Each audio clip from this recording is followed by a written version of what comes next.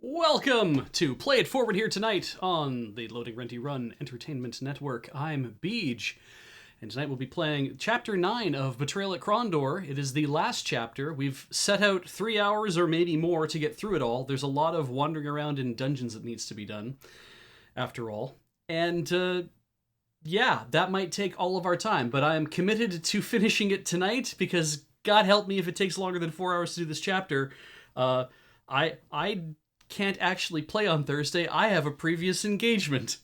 So we would have to wait until Saturday to finish it, and I don't want to do that. Or I'd have to start late on Thursday or something. I'm not sure. So what we're going to do instead is just finish the damn thing. That's important to me. And what also is important to me is being able to live on a day-to-day basis. And for that, I have stuff to drink that you paid for. Well, not really. I paid for it. But you pay my salary. That's how this works. As a police officer, you pay my salary. Everything we do here at Loading Ready Run is paid for you by you. That's right, all cops are Beach. Anyway, everything we do is paid for you by you. Thanks to Twitch, because some of you are watching this live on Twitch tonight. So you'll be subscribing or bidding or whatever it is that you do. We'll see what happens tonight. But also on YouTube, if you're on the YouTube VOD channel, you can go to the main channel, which is youtube.com/loadingreadyrun, and sign up for the YouTube memberships. There's like a big join button that you hit. And that's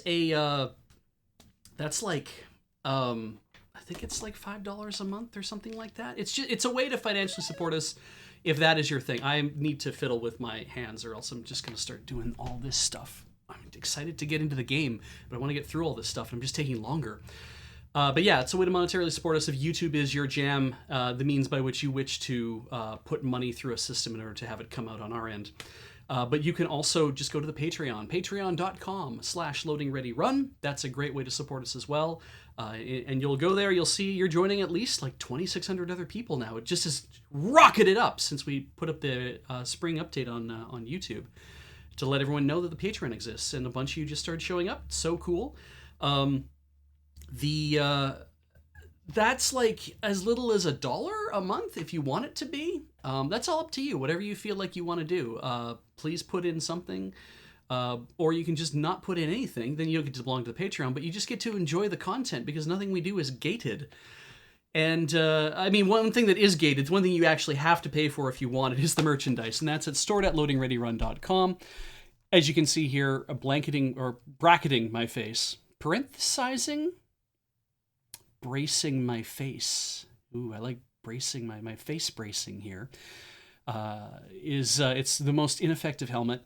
Is the DVD set and the Blu-ray set for not Chapter 11. We're not in Chapter 11. We did Season 11. That's what happened. You can buy these on the store now. We had them open for a while for people who had either backed us on the Kickstarter or put pre-orders through the store when we had them open for pre-orders.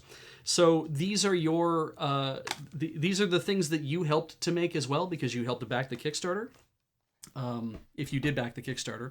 But you can buy that because you probably watched them a while ago when we were doing Season 11. And you can buy those. You can also buy the Loading Ready Run Pride shirts, which are super cool. I really like the design we made for those. I love making them, and I love getting to print even more of them when people want more of them. That's so exciting for me. And I know that we're supposed to have new ones show up eventually. I don't think they've actually arrived in stock yet. But the RoadQuest water bottles are supposed to be making their way into stock soon as well. Other things like the Coffee with Surge Keep Cup, that's super. It's a great like double-walled glass device for hot drinks, for like coffee or tea or whatever. And apparently, it's a favorite of cafes. It's part of the reason why we picked it is because it's like they're a set size, and they're kind of like this is the kind of the most popular coffee size that people get. I think is like what people call a 12 ounce. So I have no idea how much that even is.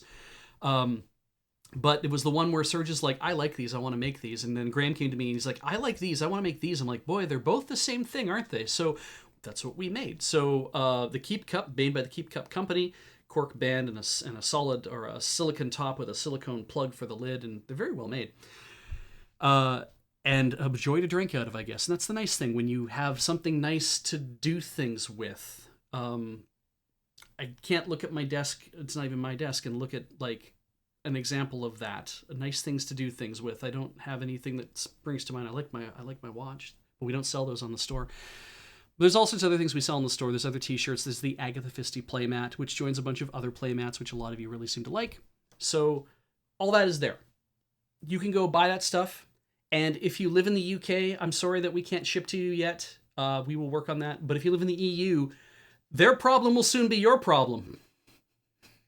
It's, in fact, kind of been your problem for the last several months. It's from what it fucking sounds like to me. But the EU is introducing their own value-added tax collection method that is much the same as, I guess, what Brexit has caused the Brits to do.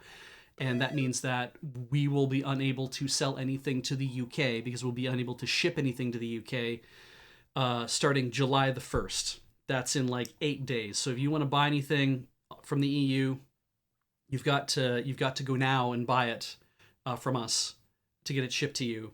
And we're looking at ways to fix that as well. We'll get there. All right, where is my mouse? It's still operating.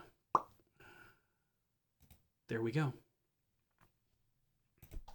Let us begin the actual game. I've gone through this for about 5 or 6 minutes. Look at all the saves we've made. I didn't even make a new folder for chapter 9 because I was like, F it, we're this far. I'll make a save for chapter 9 here because I'm like, and then we'll just finish the game. Forgetting that this actually might take a couple hours, so I might be putting down a couple extra saves, but we'll see what happens. Mad God's Rage, chapter 9. Apparently, the Ring of Krondor has been lit, and we have not moved a muscle. We did, at least at one point, turn around to see if we could leave, and we were told, no, you can't go anywhere. It's like, okay, well, I guess this is it. This is the game.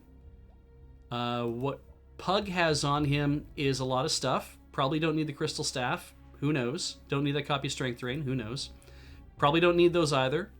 We have that so that Owen now can just bust his way through anything and lockpick it, so that'll be good. And we have an extra sword in case this doesn't start doing the damage it's supposed to be doing. We don't have any way of repairing this, so hopefully we'll be fine. Lots of rations, though, and apparently down here rations are not easy to get, but we do have rope, which is important because you need rope to finish this. I don't think we need any of the crystal staves, in fact, and we'll probably just throw them in a bag if we get to a point where it's like we need to get rid of these things. What we should do is we should bloop the sword. Step 4, bloop the sword. We're going to burn through all of Owen's charges of his Ring of Krondor before throwing it out, and then we'll do the same thing with Pugs. We're not going to be down here 2,400 hours or 100 days, I don't think, but we'll see. He's got the powder bag. Owen probably doesn't need that because he's a powerhouse, and I think we're just good to go. Fuck! Why, Pug? Why? We were going. We were moving, and then you why? Oh well. Time for expository dialogue. Before we move any further, I am of a mind to prepare you for what we are going to encounter. Located in these chambers is an artifact known as the Lifestone, crafted by the ancient Valheru. It has powers beyond even my comprehension, but we know that it was crafted for the purpose of great evil destruction. It was this that the false Myrmindamus sought to achieve during the Great Uprising. What do you mean the false? What? Also, why does the Lifestone make destruction? False Myrmindamus? What do you mean? He was not truly Moradil. He was a Pantathian who took on the semblance of a Moradil so he could achieve his goal. The point is irrelevant. What he saw was to activate the Lifestone. If that had happened, the devastation of Timiriania would seem a garden compared to what would be left of Midkemia. If the Valheru are dead, what does it matter? If no one knows how to use it, then it can't be of any danger to us. Not so. The souls of the Valheru are bound to the stone, and it may be that tampering with it may allow them to emerge once more, perhaps even to inhabit a living body. Even in a symbiotic state, we have no certain way of knowing what destruction they would be capable of. So Makala wants to destroy everything? He is not mad, but his curiosity may lead to more trouble than he imagines. Hopefully we can find and stop him before he can do anything catastrophic.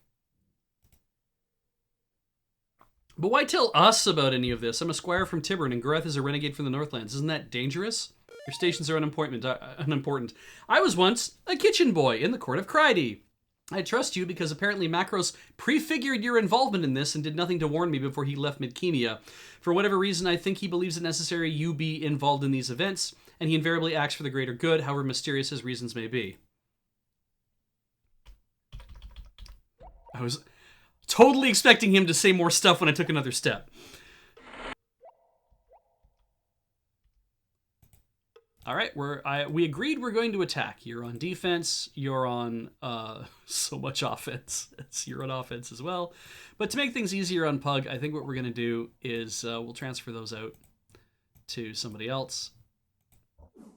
And we're going to give Pug probably a bunch of these for now.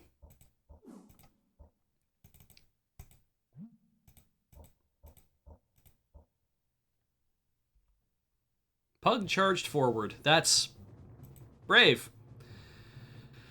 Okay, first up, Owen just kills a dog. Next up, Pug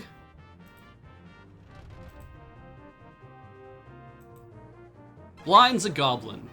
Next up, Gorath kills a goblin. So what I know from the walkthrough,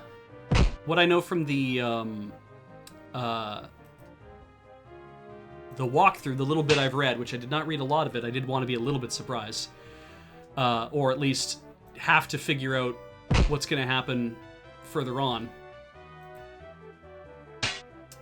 was that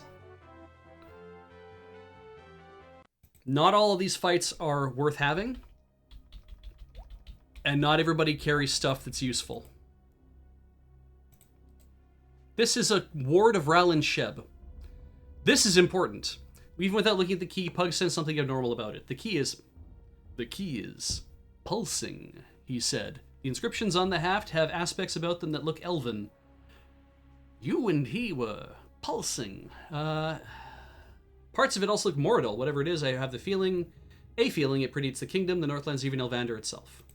And we just get to put it in our inventory.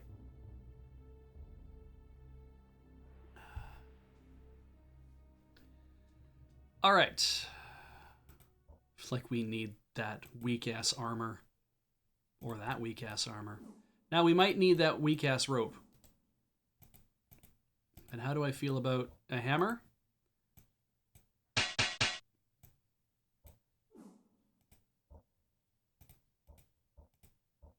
feel like taking the nicer hammer just because. Other things they mention about the... about this in this walkthrough is that it was possible to get stuck here because you could enter without any rope.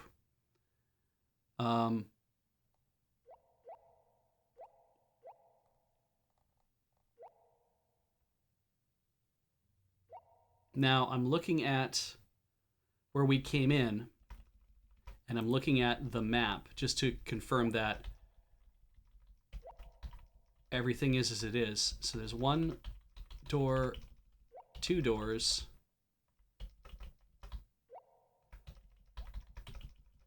three doors down, four doors down,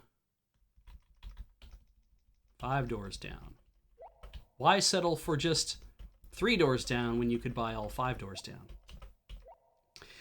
And it seems that if we want to explore this whole space, the fun bit would be to immediately go through the door to our right.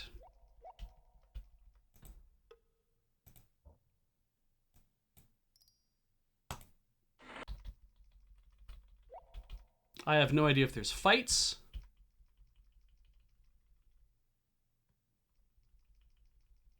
The map doesn't seem to think that there's a pit.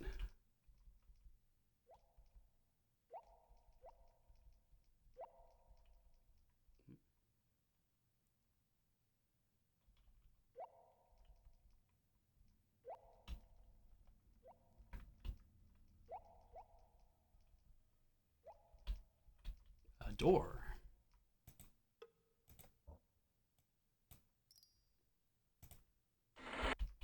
I like the idea of just Pug being so, or Owen being so swole now that he just like walks up and tears stuff off.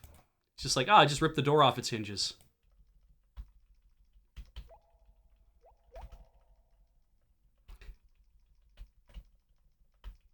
Can you hear a lot of me tapping the keyboard while we do? Now if we go this way,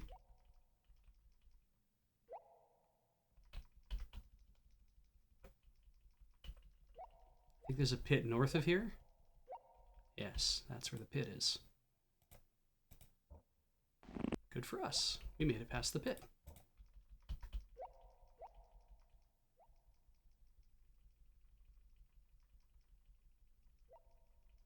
And there's nothing up here.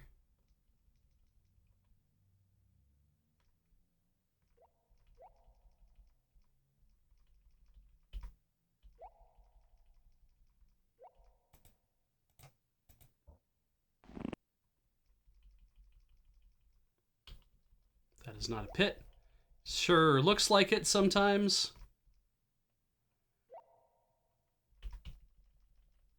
Nothing down here.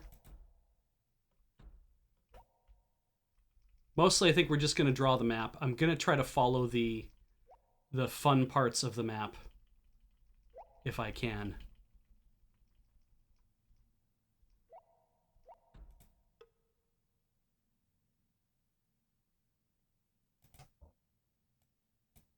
I like that it's locked with what is essentially like a, it's locked with a padlock on this side, right? But it's also locked with a padlock on the other side. And I don't know how you do that.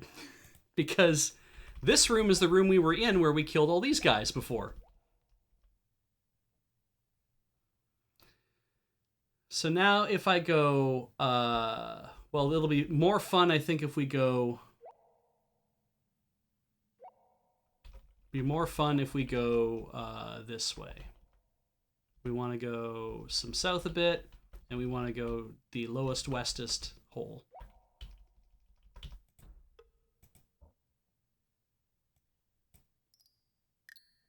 Oh. Is that because all of these things... That's, yeah, because that side of the cavern does nothing. At least my lockpick went up.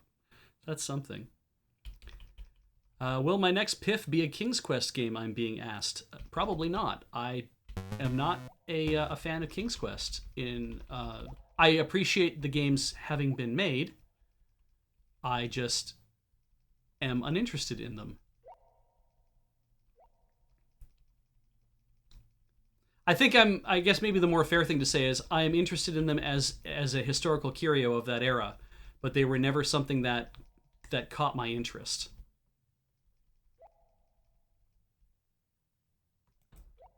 You know, kind of the, look how cool this thing is. It's like, yes, I agree. I watched a buddy of mine play through one from stem to stern in about an hour and a half. I think it was like King's Quest 3 or something like that. I think so, anyway.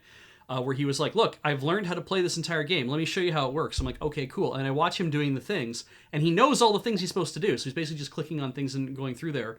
And I'm just like, wow, this is cool. Like, and some of the things are like, why did that work? He's like, that's what it's, you do that. And then it's like, oh, that's really funny that this was the thing you're supposed to do. It's like, yeah, that's kind of how these games work, you know? And I'm like, great. But what is it for, really? When you think about it, it's like, well, it's not really for anything, is it? And there's of course, there's a dead end there.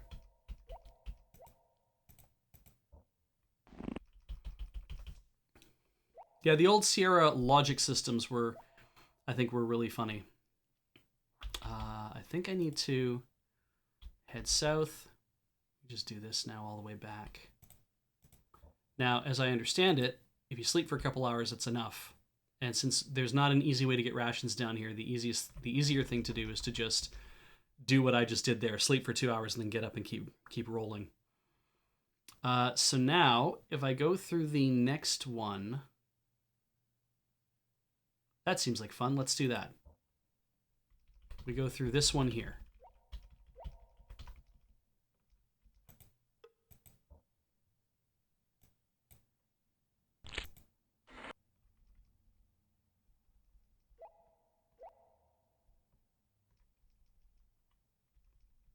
I'm going this way because this is a dead end, and I know it is, but I just want to fill out the map.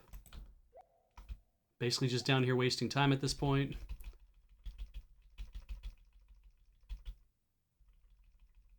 This is not a dead end. This leads places.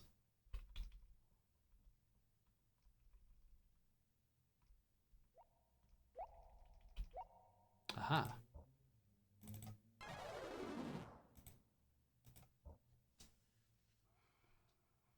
I remember playing, I got a Leisure Suit Larry game, I think. Leisure Suit Larry 6 or 5 or something like that. And it was the, and of course I was like, of course you get a Leisure Suit Larry game when you're like 15 or 16, right? I don't think I would be that interested in playing them in my 40s. And they probably also don't have hold that much interest for anybody, not of a certain age as it is, just because largely what's the point? Let's give, oh, that's interesting. I just noticed that Pug's casting's 120%. What's he holding that's giving him that boost? Because he didn't drink anything. Is he just got that now?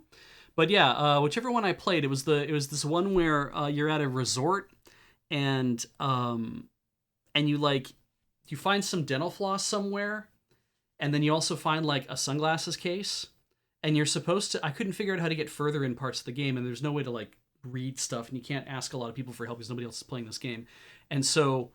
It's macros as staff. That makes a lot of sense. Affecting player statistics, right?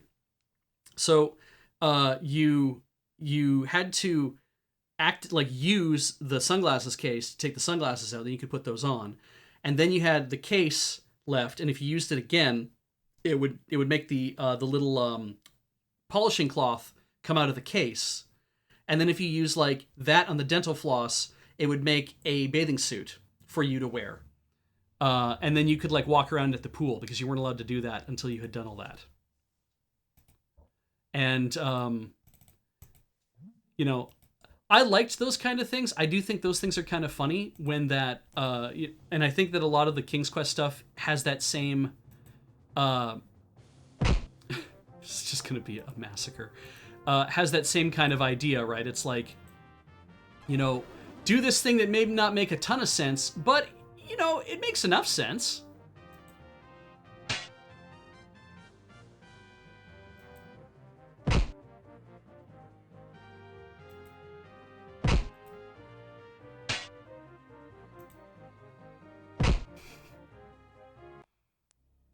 And the only way I knew how to do that was because I just started I was like, I'm stuck, I don't know what to do. I'll use the use tool on everything in my inventory, and then that's when things started like popping open. And I'm like, okay, I'm gonna do it again. Oh, it did it again. Okay, and I'm gonna start using things on everything until it works. It's how I learned to play Phoenix Wright. Later, when Phoenix Wright came out, it's the same kind of idea of that. Look around, find what you can find. It's probably important that you find things. So work as hard as you can. I don't know why I'm getting more money at this point. Probably take those.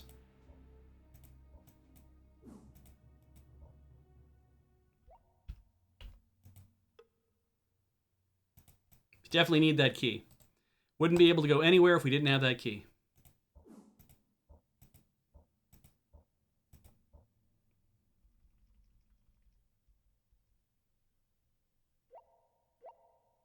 We want to go this way, and we want to turn south. Oh, giants. I don't think... Actually, it largely doesn't matter.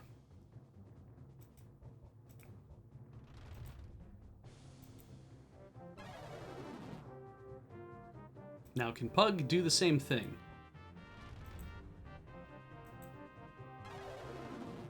Send Gorath to that one. Send Owen to that one. Okay. There, Pug got a kill in. That's nice. Search the bodies. Oh, right. They do carry stuff in this game.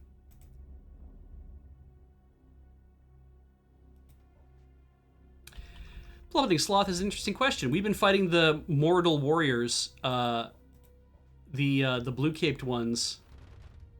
I don't know. I think it's going to be Owen. Oh, I see. I can select which spellcaster I want. Right.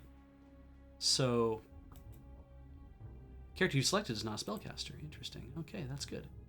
Send him Sareg.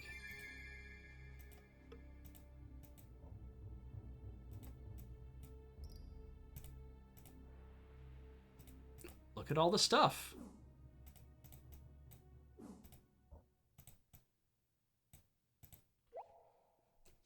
I could probably dupe some things, I guess.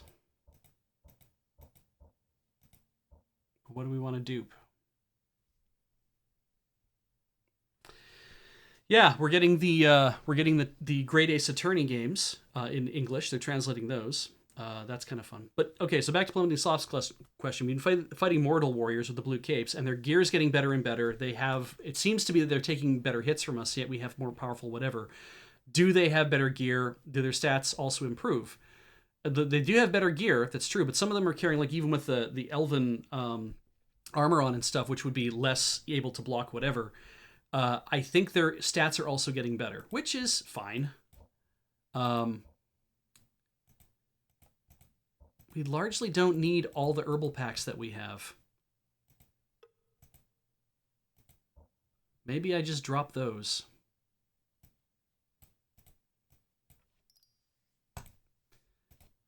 Like, look at all these.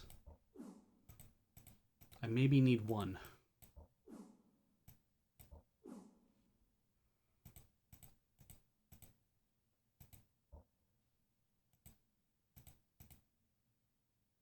We have lots of Dalatail milk overall. Let's just dupe some anyway. Right, that's not how that works. Give me all your Dalatail milk. Thank you. I'll give you one back. You're welcome.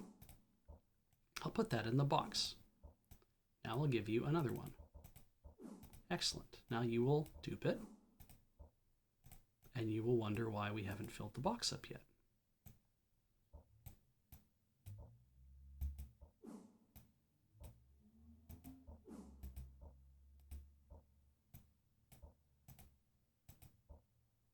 Someone's going to come along and be like, what the shit is this?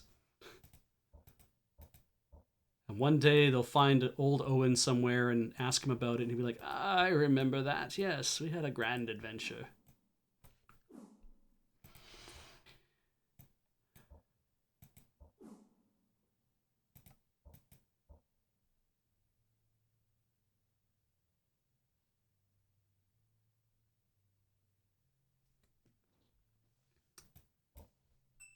Good. In what way? Melee went up, lockpick went up. The spider poisons anything with an edge.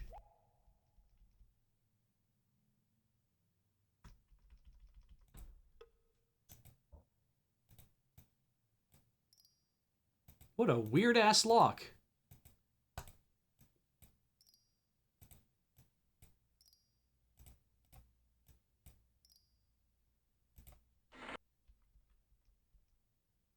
Oh, this is the way down.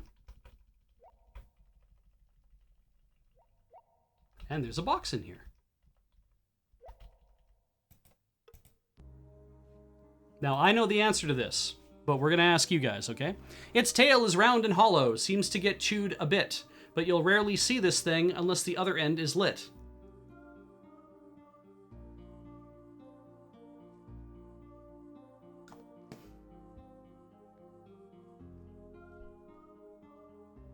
I'm seeing pipe in the chat. I don't smoke a pipe, so I have no idea if this is what you mean. It is definitely a pipe. So why would we have that waiting for us, I wonder?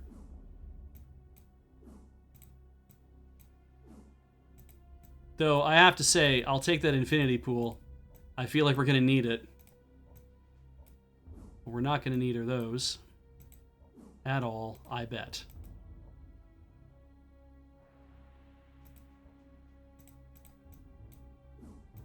Now, how much extra? That's just a lot of extra rope. We don't need that rope. We always need restoratives. Until we don't.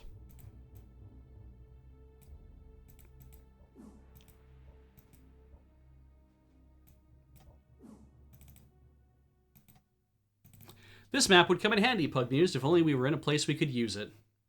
This is like an artifact. Like, this is the kind of thing that at some point, it's going to be necessary for somebody to have. What the shit? They both have a copy of the map.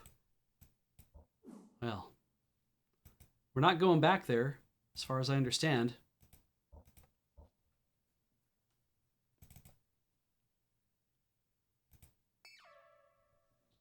Aha!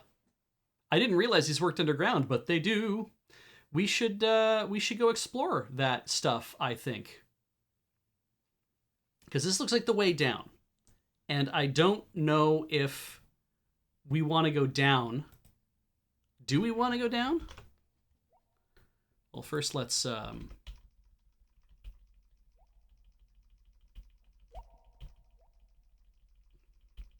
Is this one of these things that... Because I'm seeing on my map that there's a part that's circled. That's like there's a magic shield here, and I'm like, oh, do I need to go somewhere to actually do things first? Let's go look at the walkthrough real fast. So, depending on where you exit, let's see here. Chamber has 5 doors. Yes, it did. We did north and northwest, both lead to the Lifestone Chamber and the lower level. And if you exit north, you'll run into a whole bunch of people. There's some stuff.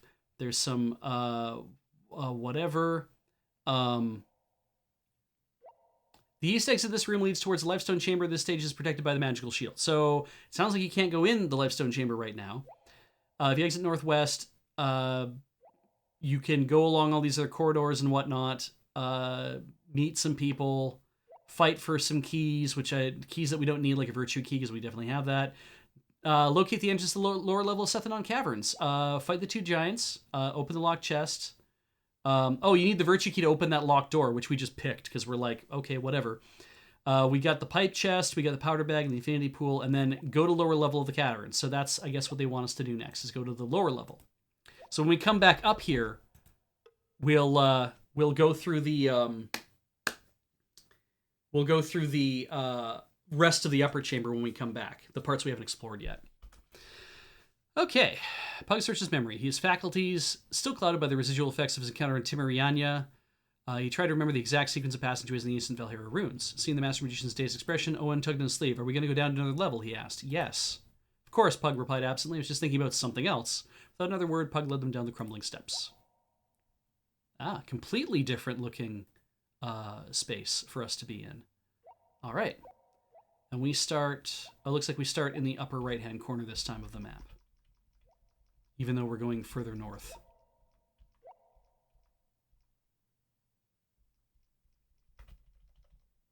Is there anybody to fight in this space? Just that box is clipping through the wall.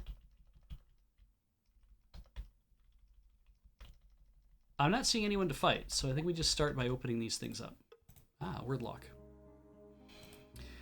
4 legs in front, 2 behind. Its steely armor scratched and dented by rocks and sticks. Still it toils as it helps feed the hungry. 4 legs in front, 2 behind. Oh, hang on. Plow. That will be handy. That will probably be handy. I don't need that other nonsense. Better pick it all up so I can sell it. The game is over when we're done here, Beej. What are you talking about? I'm just being Beej. In the field's a frightful thing. Watch it and you will find. It has a pitchfork in the front and a broom back behind. The fearful Bati. B-T-C-O. A-E-R-U. T-L-E-S. Oh, a base. I-S-L-T. Zamboni, I like. I think it's bull. Pitchfork in the front. And a broom back behind.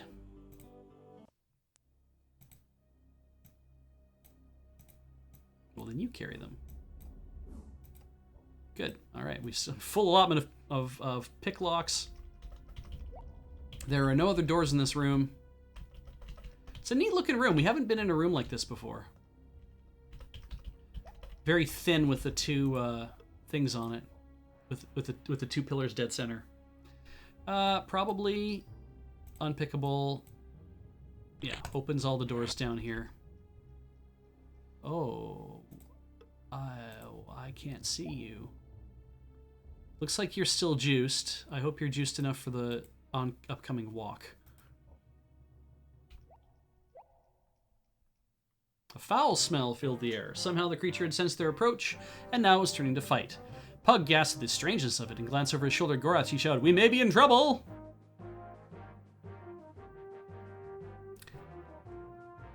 God, that seems like an elemental. Let's see here. It's a wind elemental. Okay.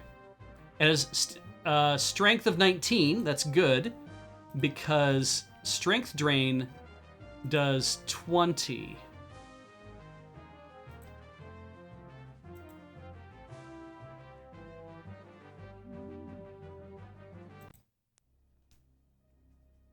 Remember, the elementals, all their hit points or whatever are based on strength, but you can click them and look through their body.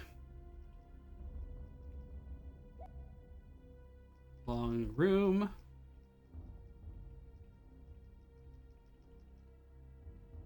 Oh, mistake. The 6. Okay. Let's drop down a thing. If it was warning me that those are the 6, then I could be in for it. Wait, Pug had to give up, like, yeah, 20 in order to do that thing. Let's heal him a bit, because he might need it.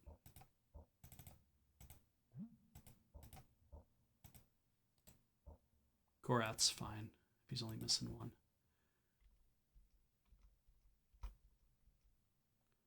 The Spellweaver failed their ambush. We were told to expect you, Malamber. Okay, Malamber is Pug's other name. It's what they use in it's what they use in Kelawon.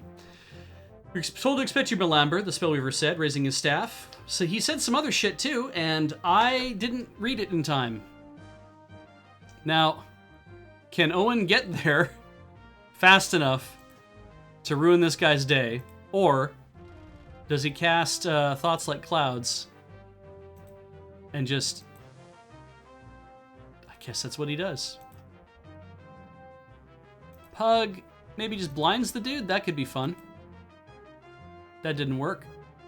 Gorath walks up to Dragon. Owen does the same thing. Pug takes a break. Gorath threatens from this side. Owen just engages. Pug can't blind the dude. But we have a look. Spellweaver. Health of 54, stamina 71, so 125 total. He hits pretty, like he would probably be able to hit. That's not so bad.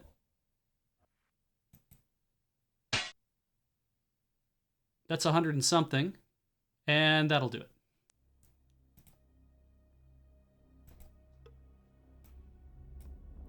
This guy had some stuff on him.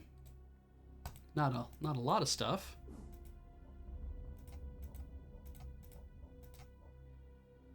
Ah, there's the text. The Spellweaver foiled their ambush. We were told to expect you, Malamber, the Spellweaver said, raising his staff. We were instructed you were not to pass into the Lifestone Chamber. You cannot win, Pug bluffed, not entirely certain he could match the Great One's power in his present state. From somewhere, the Tsirani magician found the resolve to continue. We shall discover the truth of it. Ah, chests. Chests. Wordlock box. Again, I have the answer, so I'm going to ask again. Although lower than a fence and thinner than a rail, it can still be used to hold a horse, hooves, mane, and tail. Lower than a fence, thinner than a rail. Still used to hold a horse, hooves, mane, and tail. I would assume it'd be like a bridle. But we don't have that. We have T-S-I-R-E-A-H-T.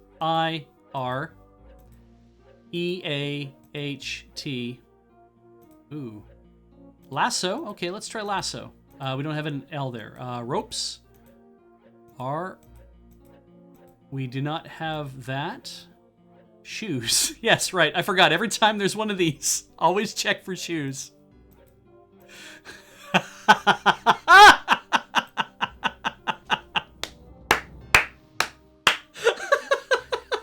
Always check for shoes. God.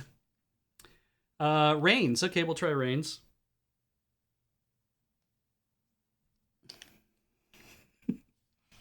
Yeah, Cranberger, you totally galaxy brain that one. I will hand it to you.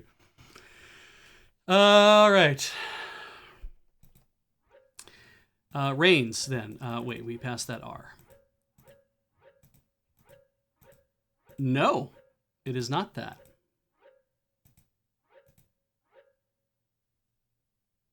Although lower than a fence and thinner than a rail, it can still be used to hold a horse, hooves, mane, and tail.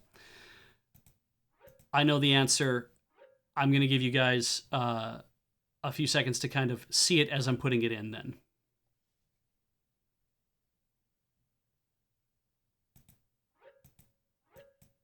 Okay, we had stalk as a guess. That's good. No, couldn't be that. It does start with an ST now. So we have L, F, A, and O. Stall. Ooh, that's good. Is that lower than a fence and thinner than a rail? There we go. The Maricat's got it. It's steak.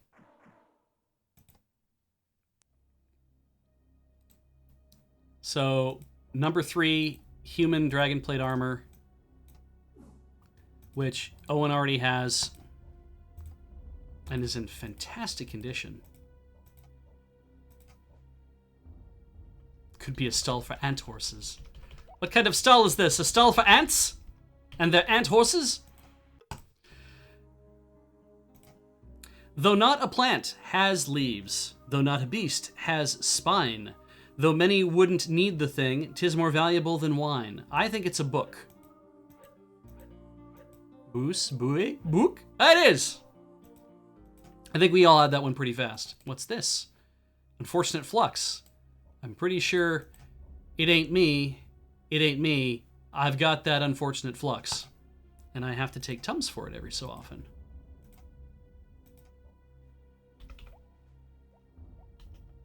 That's a weird position to fall down in, dude, but you know, you die you. There's the way out.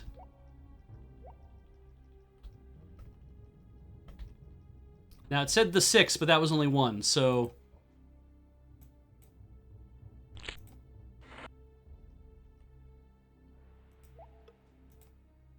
are we looking at dragons here? Is that what's going to happen?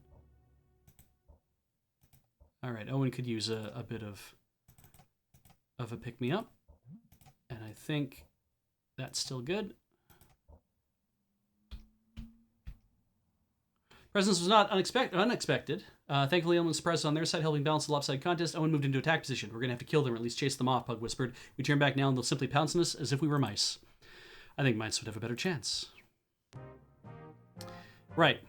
Okay, so these things respond great because they're the yellow ones, so they respond to freezing, whereas the blue ones respond to fire.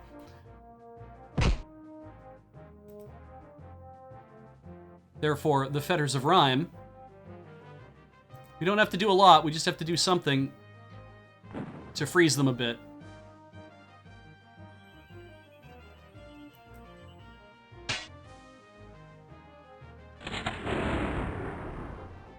I could have probably just used Owen's freezing to freeze one of these dudes, but yeah.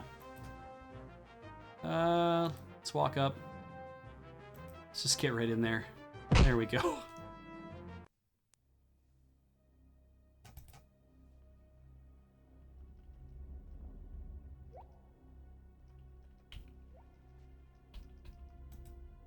believe there's nothing in this room, and I don't believe the dragons hold anything interesting.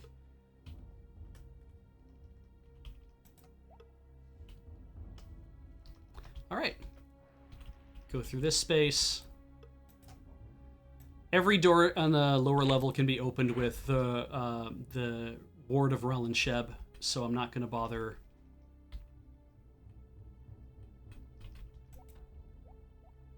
doing much else with it.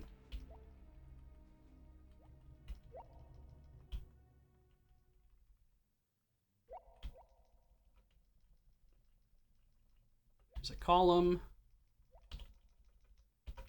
Behind that column.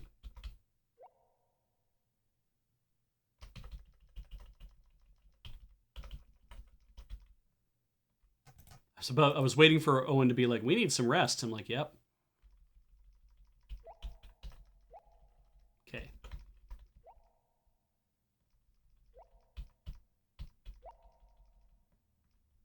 That's a pit. I can actually identify it. Isn't that nice?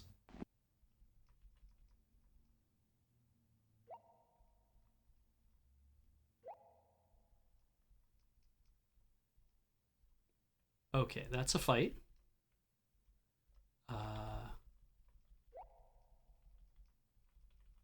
Yep, that is a box. What is this thing that having it, you can no longer give it away, but lacking it, for the moment at least, you can give it to those who must pay? Thack! Just a thack with your stick. TDRC.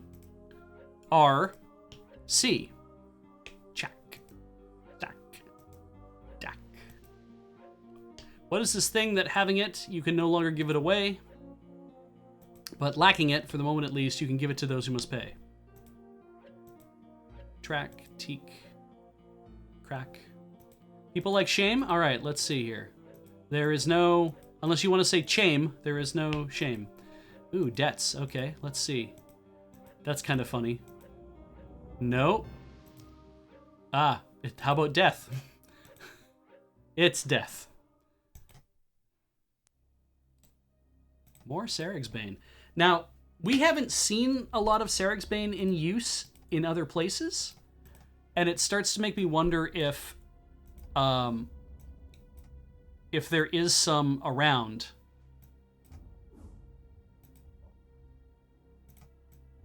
Like, if we should actually start using it.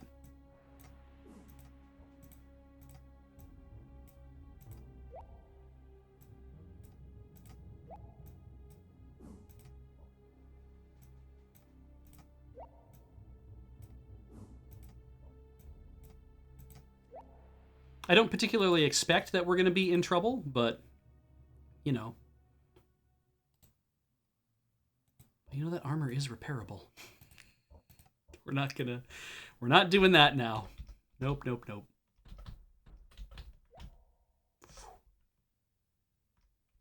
There was a fight out here. Let's put down a bookmark. Another Spellweaver, I have a feeling, and we definitely need to up Pug's defense just in case.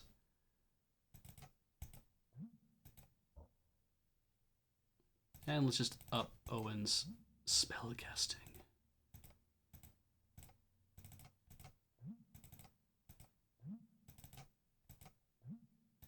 We might not need to be that juiced, but let's see what happens. Ah, they foiled their ambush, yes. Oh, that's interesting. Okay, so that almost certainly is a wind elemental again. Let's just do strength drain again for the full 20 and see if it works. Because if this thing has a higher strength than that, then we'll know immediately, and Pug will have to cast it as well.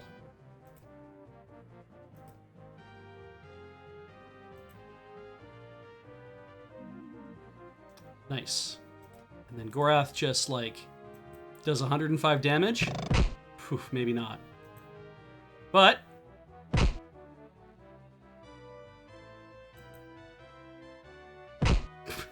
yeah. Yeah. Pug's just, like, in there.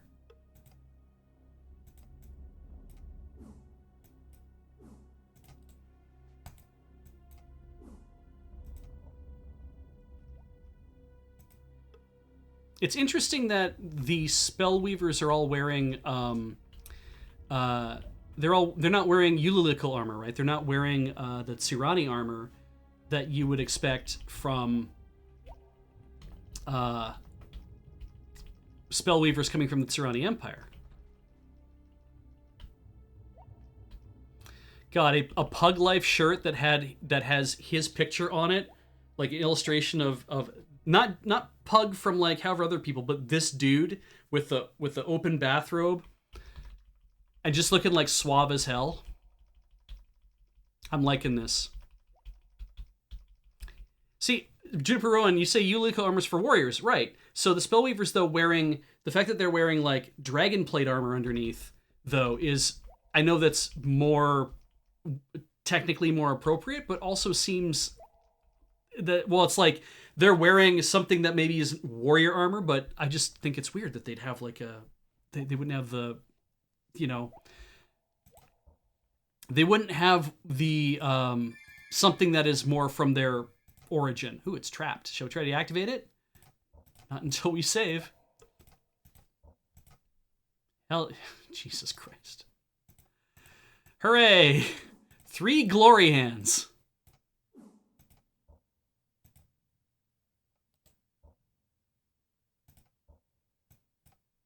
I'm pretty sure Gorath hasn't taken a hit.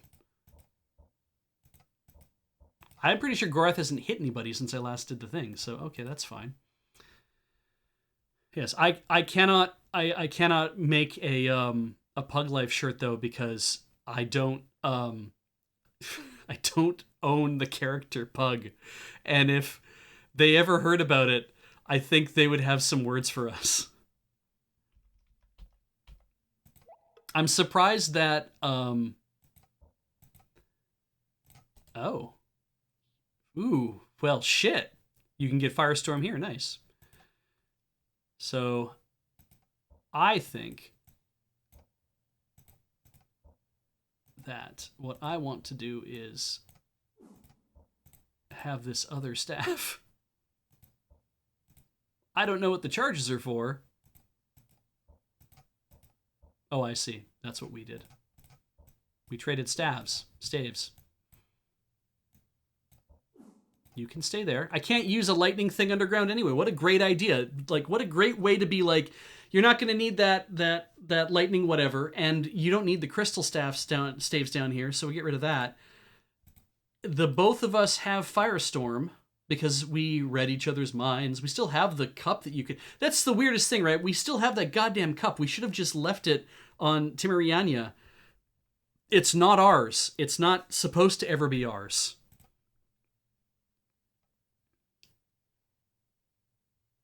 Anyway, we should probably heal a little bit if we can too. What's this look like? That's not gonna, no. We're gonna need to just slam some restoratives. Put it in your face hole!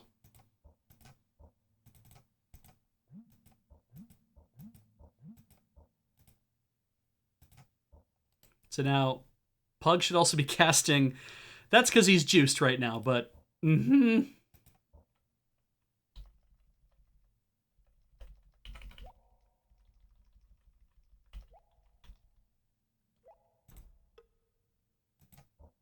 think we should take a shot at continuing our quest? I suppose. Woof. Okay, these are the fire ones.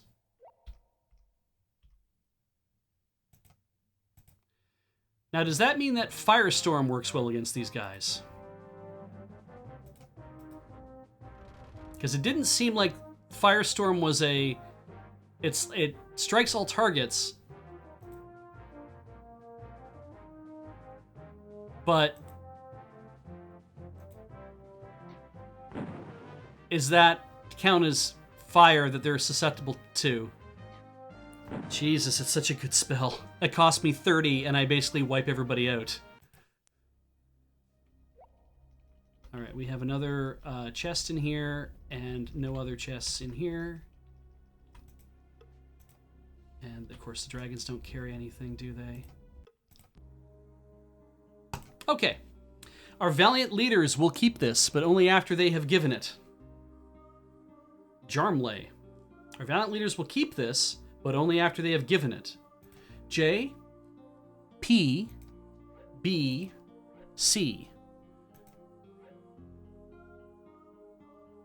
A, L, R, E. Seeing respect. We don't have an R. I'm seeing honor. Don't have an H. Parmalee doesn't do it. Okay, Cranberger says promise. Because that definitely seems like what it should be. Yep. This is another shoe situation, though. Look at that.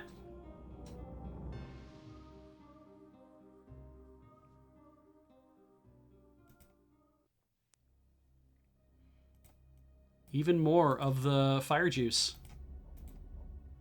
And some more Sarig's Bane. And some more of this. Which just makes me think that we are about to get completely rumbled. Poison-wise. Lots of Sarig's. You can't stack the Sarig's Bane.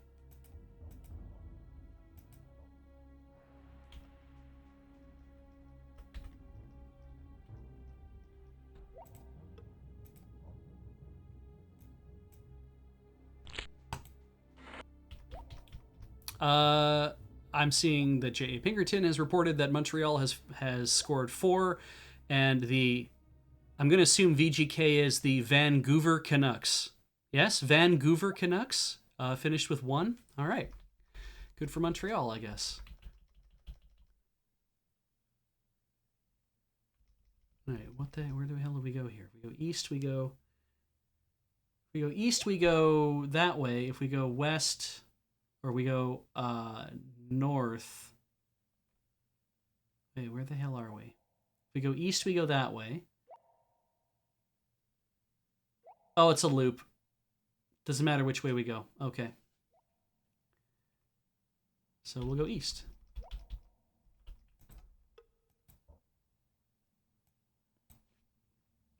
Yes, the Vegas Golden Knights. So is that...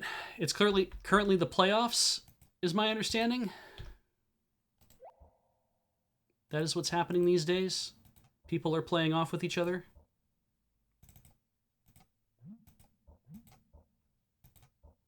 Burning through restored faster than expected. Approach was undetected. Charging forward, Pug finally got a good glimpse of his opponent and wished he had. And Strange took his breath away, glancing over his shoulder. Yes. What the fuck is that? Well, first things first. Blind it! It's an ambulatory hand of some sort. Let's see if Pug can tell us. Servitor of Limbs Kragma. Holy shit.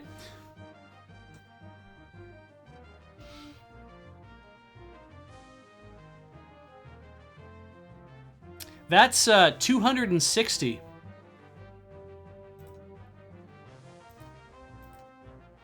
I don't want to get very close to it.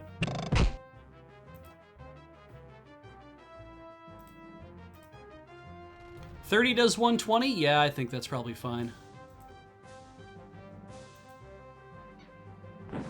Just push it out so it runs. And why wouldn't Pug just be like, ah, yes, well done there, youngster. Here, let me use some of the spells that you fed into my brain. Thank you for dying. Pug's stealth has gone up. Oh, good for him. It's at 73. If you were carrying anything, it would be very weird, but... Big room. That's a chest. Oilcloth, and those things. Sure. Oilcloth's fun. We can use that for stuff. I mean, my hope is we never get hit ever again. Alright, so this is a grand loop. So we're just going to take the largest outsized part of the loop to explore as much of this as possible.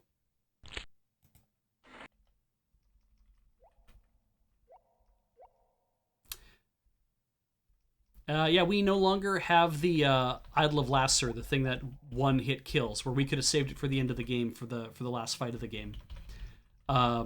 We no longer have that. We gave that up pretty much immediately, actually, because I was like, I'd rather have an option to have more stuff to do. Giving it up meant that you could have more story. The guide says there's nothing in here.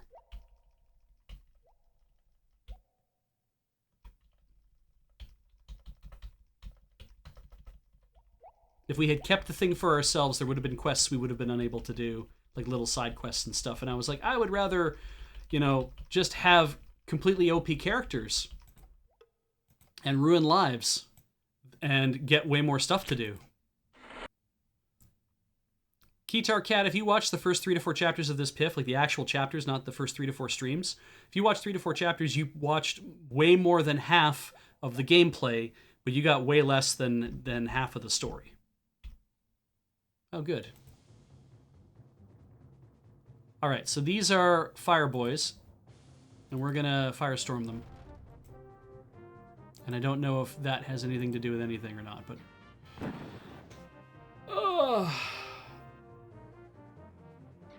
Yeah, I don't know whether or not... I know that there's lots of people who create merchandise and put it up on like Etsy or wherever else. Like you can buy all sorts of She-Ra merchandise on Etsy and whatnot. And you know, hey, great.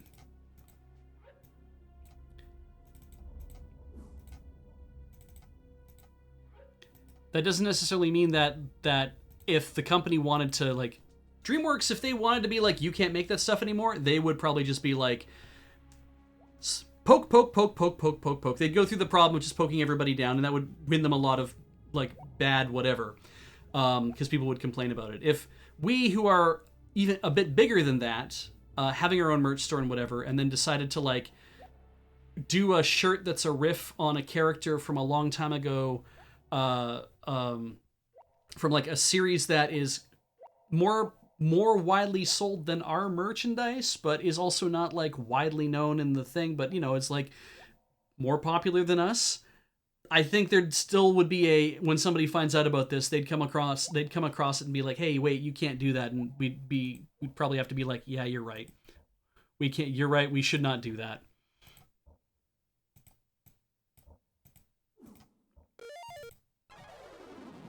You know what? I'm going to hold on to that ring.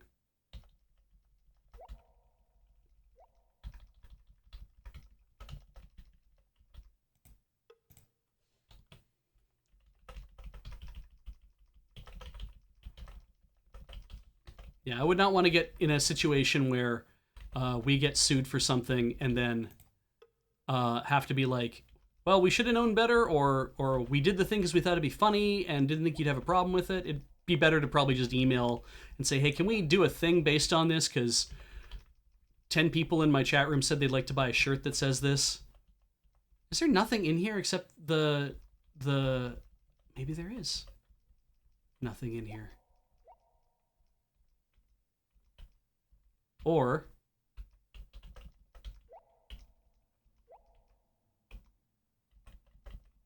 it says there's supposed to be a body in this room, so I'm just looking to see if there is, or if the frickin', yeah, I can't tell where it is. Oh well.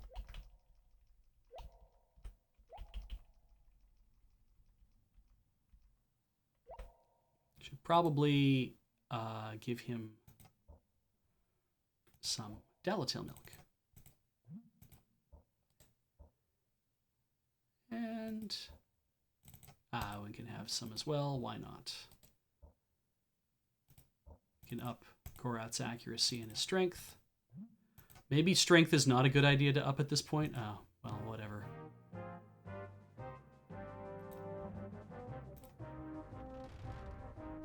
Thoughts like clouds.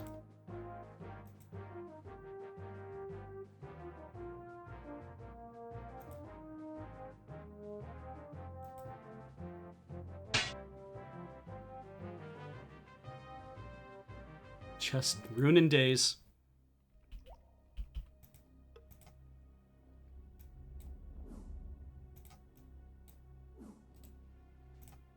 Didn't want to do that. Normal rations.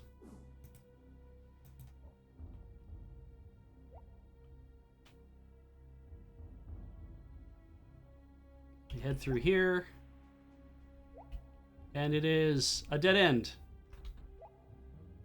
That's fine, because if we go south of here, through this room, get to a door and open it. There's a pit. Oh, why not? Doesn't go anywhere.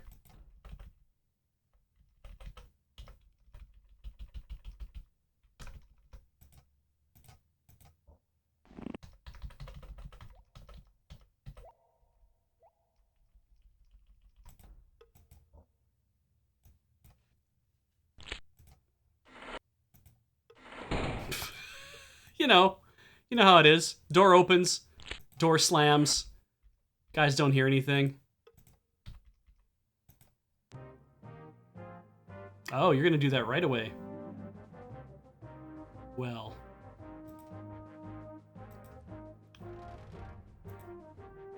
Get diluted. Bug over there. Should probably fire up his sword again. Maybe the oilcloth. It's funny because the red sword just looks like these are rations. These are the weird bugs from Timuriania. And they're carrying rope. Wait, who has the rope?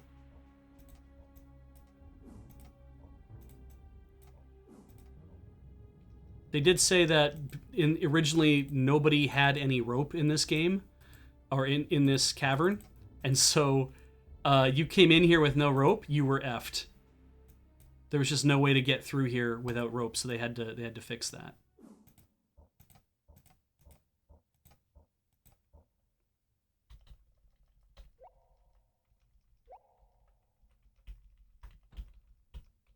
Nope. Come back.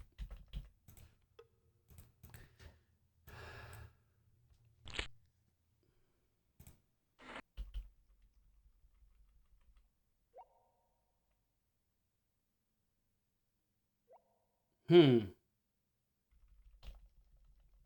right, so I can tell from the map that this leads to the middle of the spaces, and it's just it's a fight.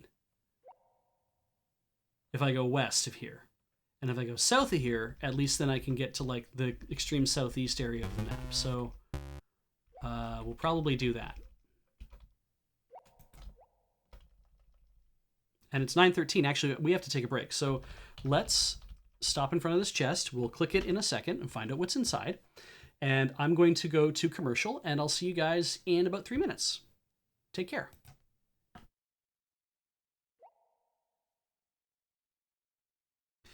And we're back. Betrayal at Krondor continues. We have a chest here to open. It's locked. We should always scent of Serig. I'll put down the bookmark now. It is trapped. Yes. Flaming arrows. Ooh, yeah, tits piss. See, they just give you a ton of rope. They just hit a point where they're like, it's like, nah, we're all about,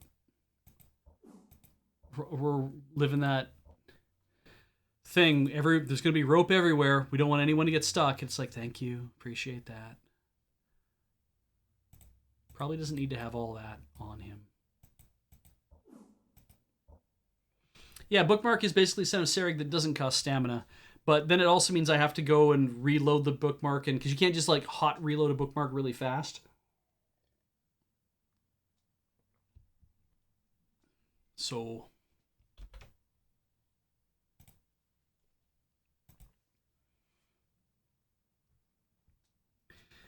yeah, that was the first ad break. We started at 8, so that was the first ad break. At 9? Yes. Okay, moving on.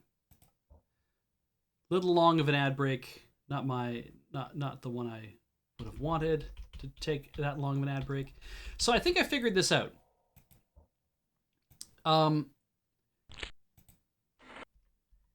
There have been a lot of these spellcasters just hanging about, right? And so I think that I'm going to juice Owen because I think it's funny. I think that's the idea, where these are the 6. I thought I killed the 6 earlier. Remember when we fought like 6 spellcasters, like James and Patris and Loki, I think, like in like chapter 5 or whenever the hell we were outside of North Warden?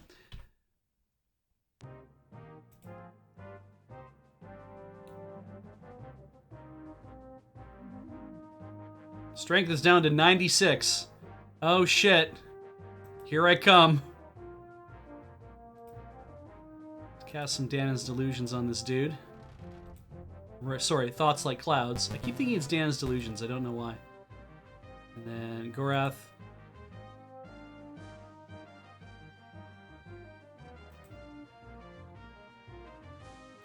Pug waits. Gorath doesn't. So I think these are the 6. And judging from what I've done here, I've killed 1, 2, 3, 4. This is number 5. There is a 6th one coming up, I think. Oh yeah, give me that Gildas Thorn. We do not need all of the rations we have so far, it seems. That's fine, though. But yeah, the 6 that we killed in where we killed them was not at all important. Those were not the 6. They were just 6 spellcasters.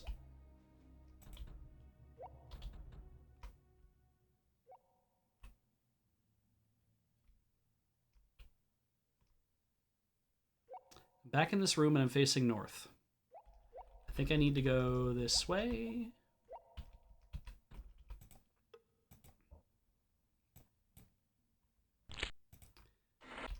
So now here's what we know. If we go north,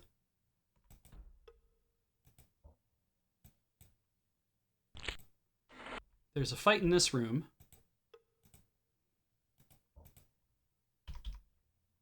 Enemy jump back. All right. Oh, these guys.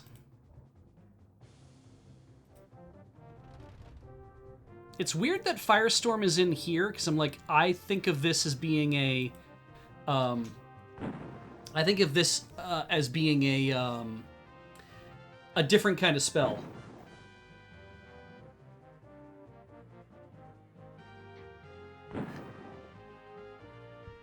I think this is like purely offensive, but like Invitation is in that same blank, and I'm like, Invitation is not a... Invitation's like a cantrip. It's a thing that pulls things towards you, right? I expect it to be more of that kind of thing. Oh, so many dudes just in one. All right, don't worry about the rations. We have rations for forever. We're not going to need any more. Not going to need any more Silverthorn Antivenom. Not going to need that. Definitely always going to need money.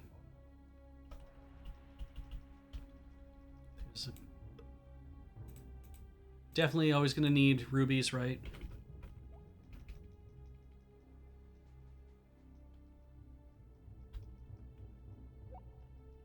I don't know. There's probably a dude I missed.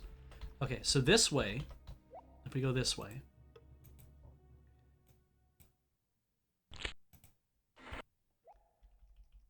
this way goes back to a hallway that we've already been down. There's the hallway. There's the rest of the space.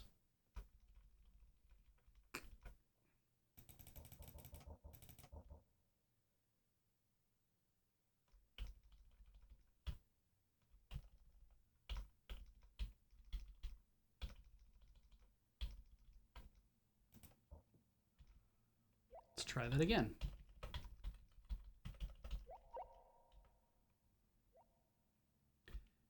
Down here, there is a chest. Oh, we still have Scent of Serig. It's trapped. Owen's 100%. What's this? A Fortunate Flux. Again, if we didn't have that, very handy. Winds of Aortus, we already have that. 10 of those. Don't need any of those. And let's just go to the end.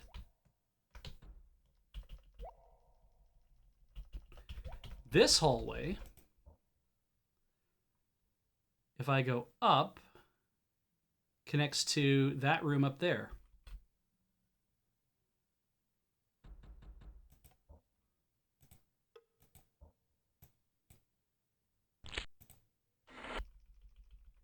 See?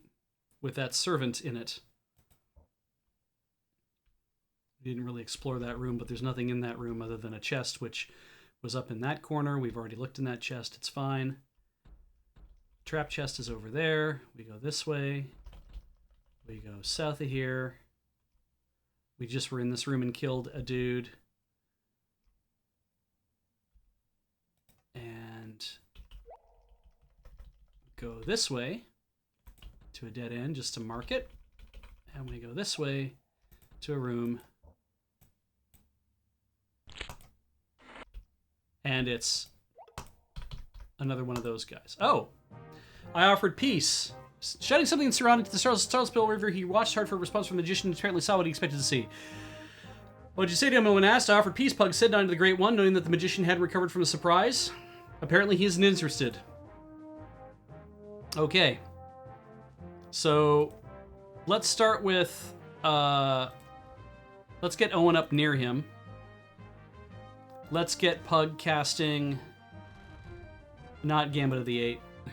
Whoops. Thoughts like clouds. Let's just do it for 10. It'd be fine. Vert.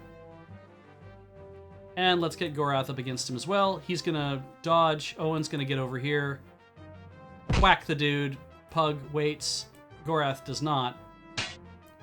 Drops him in 1, or in 2, I guess. Some Koltari poison. Some not poisoned rations. Which we just give it to Pug. Why not? Oh, we have a raid. Hi, Foxmar. Thank you for the raid. Raiders, tonight you are watching me, I'm Beej, play Betrayal at Krondor. For probably the, this will be the last chapter, and we are doing very well, in fact. We are probably going to be finishing this up, I don't know if in this hour, but definitely before the end of the night, before 11 o'clock, 2300 hours my time.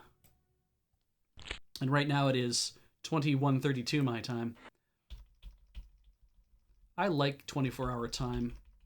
I do think the idea of, oh, by the way, we just hooked back up to everything else that we've seen already. So now that we've done that, I believe we just head back upstairs.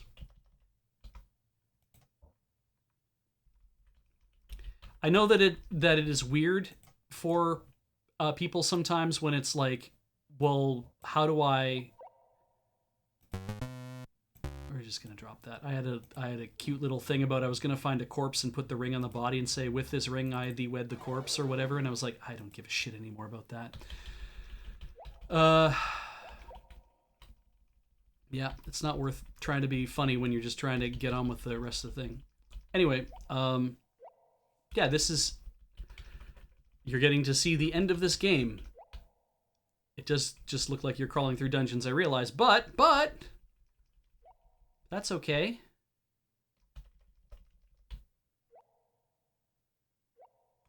There's a pit around this corner.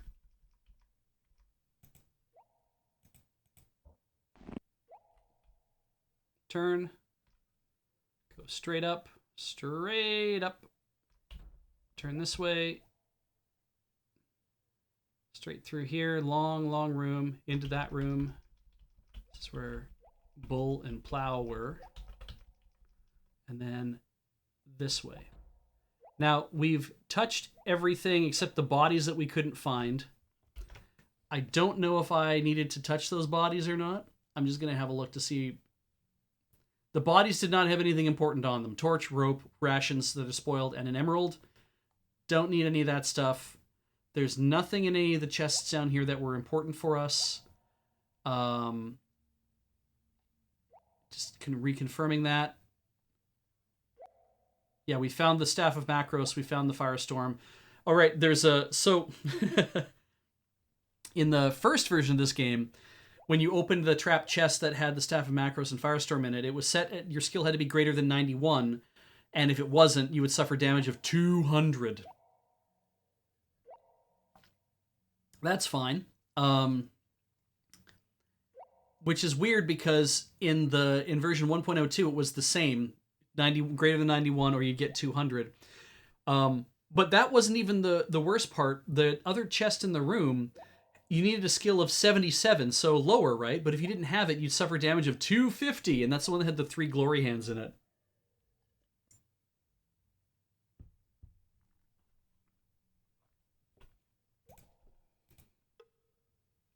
All right, Gorath looked at a narrow stairway. It was definitely a way up. But he questioned whether it was the right way for them to be going at the moment. This is the way we came, he said, looking to Pug. Will we be moving up to the other level? Yes. Pug nearly broke his neck, less foot-sure than Gorath and furly encumbered by his bulky staff. It was a constant struggle for him to keep upright as they wound up the mossy steps. So now we are out of the lower area of the Sethanon Caverns. We have looked through everything we've needed to look through. And if I go have a look at this, we did this before. So there's stuff over here that we haven't explored yet. That should not be hard to do. I just need to head back down this way, and we can go down this hallway, and this should take us into this whole area. There's also this hallway here that has other stuff in it too, and we can also go down there if we want to first, because this is going to be the space where we actually need to be.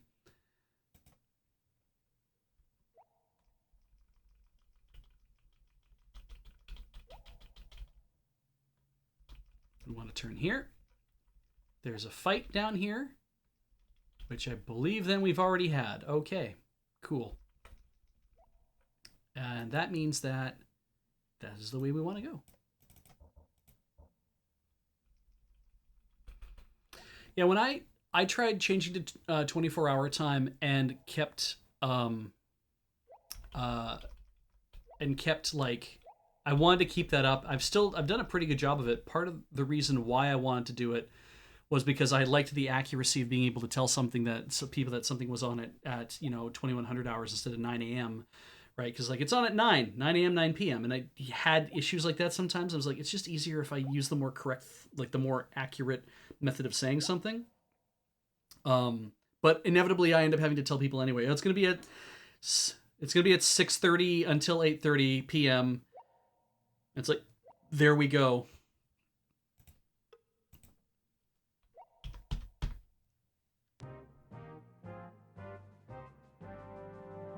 He muttered under his breath. This would have been a lot easier if Little Visit hadn't been expected.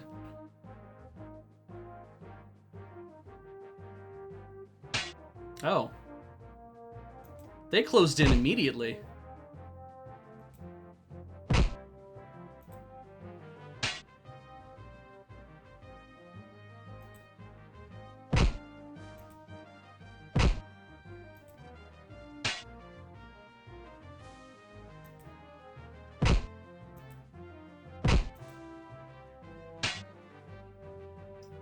Finding devices that can do 24-hour time is hard. Like, I wish my car is made by VW, which means that I assume in Germany they use 24-hour time. I can't set it to 24-hour time, probably without having like the VAGCOM device or something so I can get access to it. There's a virtue key. That's the one we were supposed to pick up. I'd like to have it in 24-hour time. I would prefer that. I had a microwave that could do 24-hour time. It was awesome. It died. Then I bought you can get a grief maker down here if you want to. Then I bought a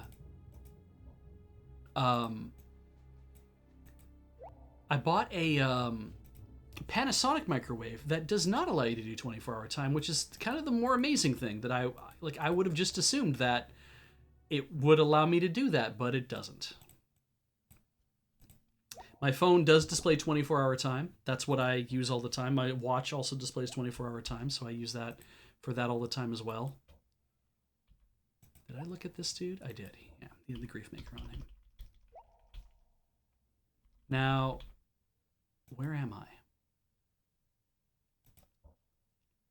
Okay, we're going to dodge the main battle, which is going to be up that way. We're going to go this way so that I can finish out the rest of the map real fast.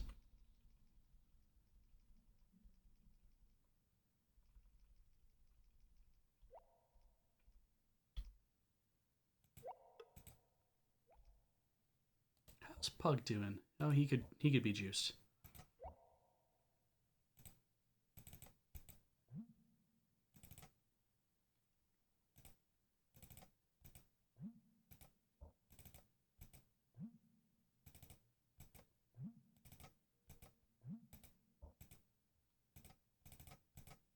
Maybe I won't take the strength potion.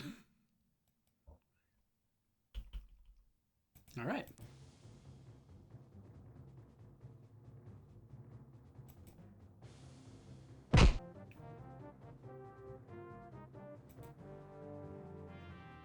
Oh, we could have all closed in on them together.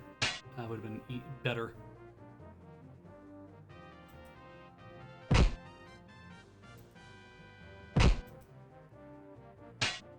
I imagine getting hit with that staff, the one that Owen's carrying now, with that point on the end, it's gotta hurt like a bitch, and has that weird hook in the middle.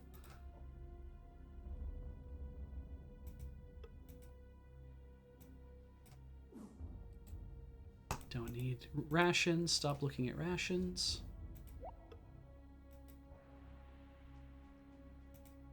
At least they had a courtesy to spread themselves out.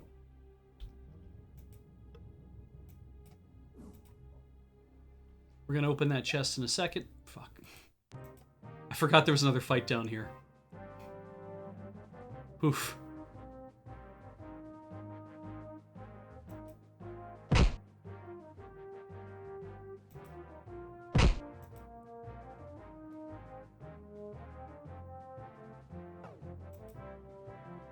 Good.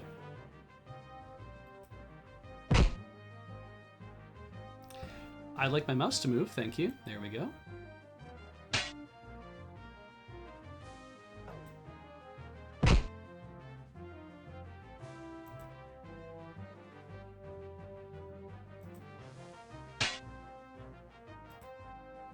There, piled them all up.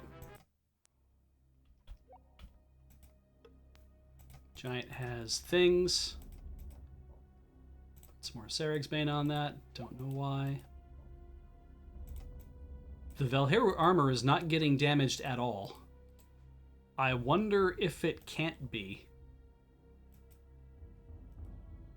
I don't know, but whatever. Anyway, this hooks up to this room where we started.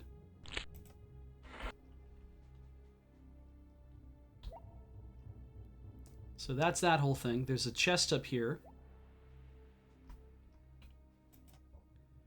And I know that it is trapped. Ooh. Just straight up do that.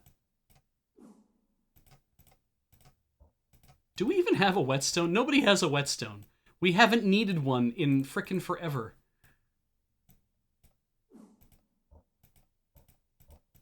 But we're gonna have one now, I guess. I'm gonna give those to Pug. Gonna give him a whetstone because why not? We'll probably just end up dropping it anyway.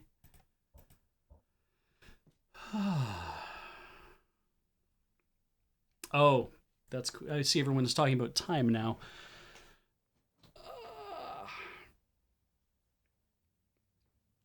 And metric time and all that kind of stuff. Yeah, I'm just the whole thing of finding a microwave that let me do 24-hour time was great for me. It was less great for Heather, who, you know, when you're walking into the kitchen and it's like, what time is it? And you look at the microwave and it says 23:58 and you're like, it's, all I know is it's late and I don't have time to do the math. But because I am the way that I am, I didn't change it back. I was like, no, it's fine. All right, so there's a guy over there. I don't see a guy over here. Doesn't matter because that's a dead end.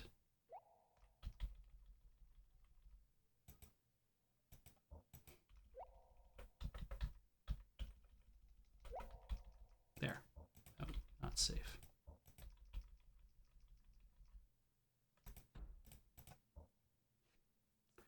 Sleep a couple hours.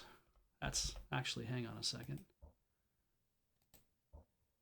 45 out of 73. You know what? That's fine.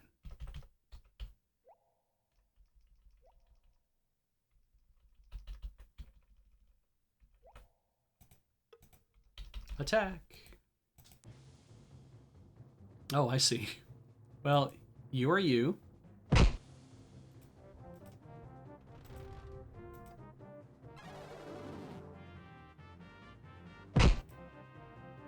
You are you.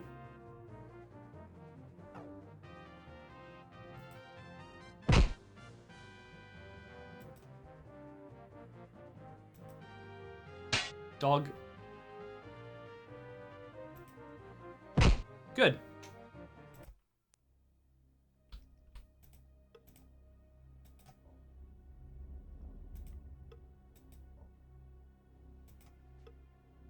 That dog is a tuning fork and a ruby.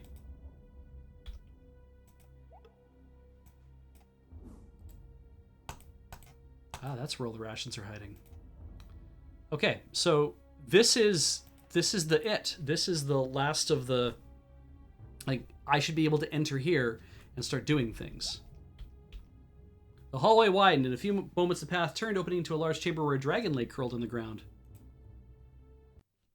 Ah, that's where the Oracle of All is. Fascinating. I didn't know that. I called for you, was unable to... I called for you, but was unable to reach your mind. The magician wields an amulet which renders this body feeble, and he is in the process of disabling the last of the defenses which ring the Lifestone. Makala is reckless, but I do not think he will have crippled you permanently. He must have unearthed some Valheru artifact, likely a product of Lyron Baktos, the Master of Dragons. While he would be incapable of ruling your mind, he could still command your dragon's flesh. My inability to know my own future blinded us to this possibility. It's something we will have to attend to later. Gorath, I wish you to stay here and guard the Oracle. Thank you. It pains me that protection is necessary. Pug, you may require my strength when you reach the Tsirani Magician. You will have a difficult time of it in the Lifestone Chamber. No, Gorath, you've already given too much to this quest and seen what should have been seen by no one other than myself. You would never so much as scratch Makala's skin before he burns you to cinders. He will be more respectful in the presence of magicians and less likely to do anything rash. For now, you have a responsibility to guard the Oracle. Pug hurried Owen under an archway. The corridor angled sharply downward, its rough earthen floor littered with a slippery ceramic material which cracked underfoot with each step taken. In places, the boy glimpsed ancient frescoes of a mortal-looking race which stared back at him with eyes filled with enigmatic hate, the cause of which had been millions of years dead. Following a slow bend, they arrived at last at what looked to be a stone wall, but quickly Pug muttered a few words and the door shimmered away into nothingness. Beyond lay a vast chamber, and Makala was waiting for them. Now, if you look at the map, there's two chambers here that are just basically walk into a big square room and then walk in and through another short hallway into another big square room, and there's a fight in there. Everything we're getting described here is not literally what it's different, which I think is kind of interesting, that it's like we have to represent it on the walk around map like X, but rather than being like you go through this thing and it's a hallway that leads you to an area, it's like, no, literally these are just rooms, but they're just a straight shot between each room there, because that's just how we're going to have them. We're just going to give you a bunch of flavor text to make it seem like there's something else going on. And I mean, it does, right? Angled sharply downward, slippery ceramic material, cracking underfoot, slow bend. It's like, no, it's just basically like walk through a little bit and you're there. But this is what's actually happening. I hope more for you, Makala. When at first you came to us years ago from the assembly, I sensed your heart full of not chocolate, calculation, but I had thought with us you would grow to gentleness. We Tsirani are, of course, bereft of that quality. Really? Save your prating for the assembly. Prating? I think it's prating because it's one T. You've returned my friendship with cold contempt, treated with my daughter as a wolf to his prey, and have defied my interdict to visit Sethanon. Assume nothing between us now than the respect due between practitioners. Why has the Assembly of Magicians seen fit to interpose itself into Midkemian affairs?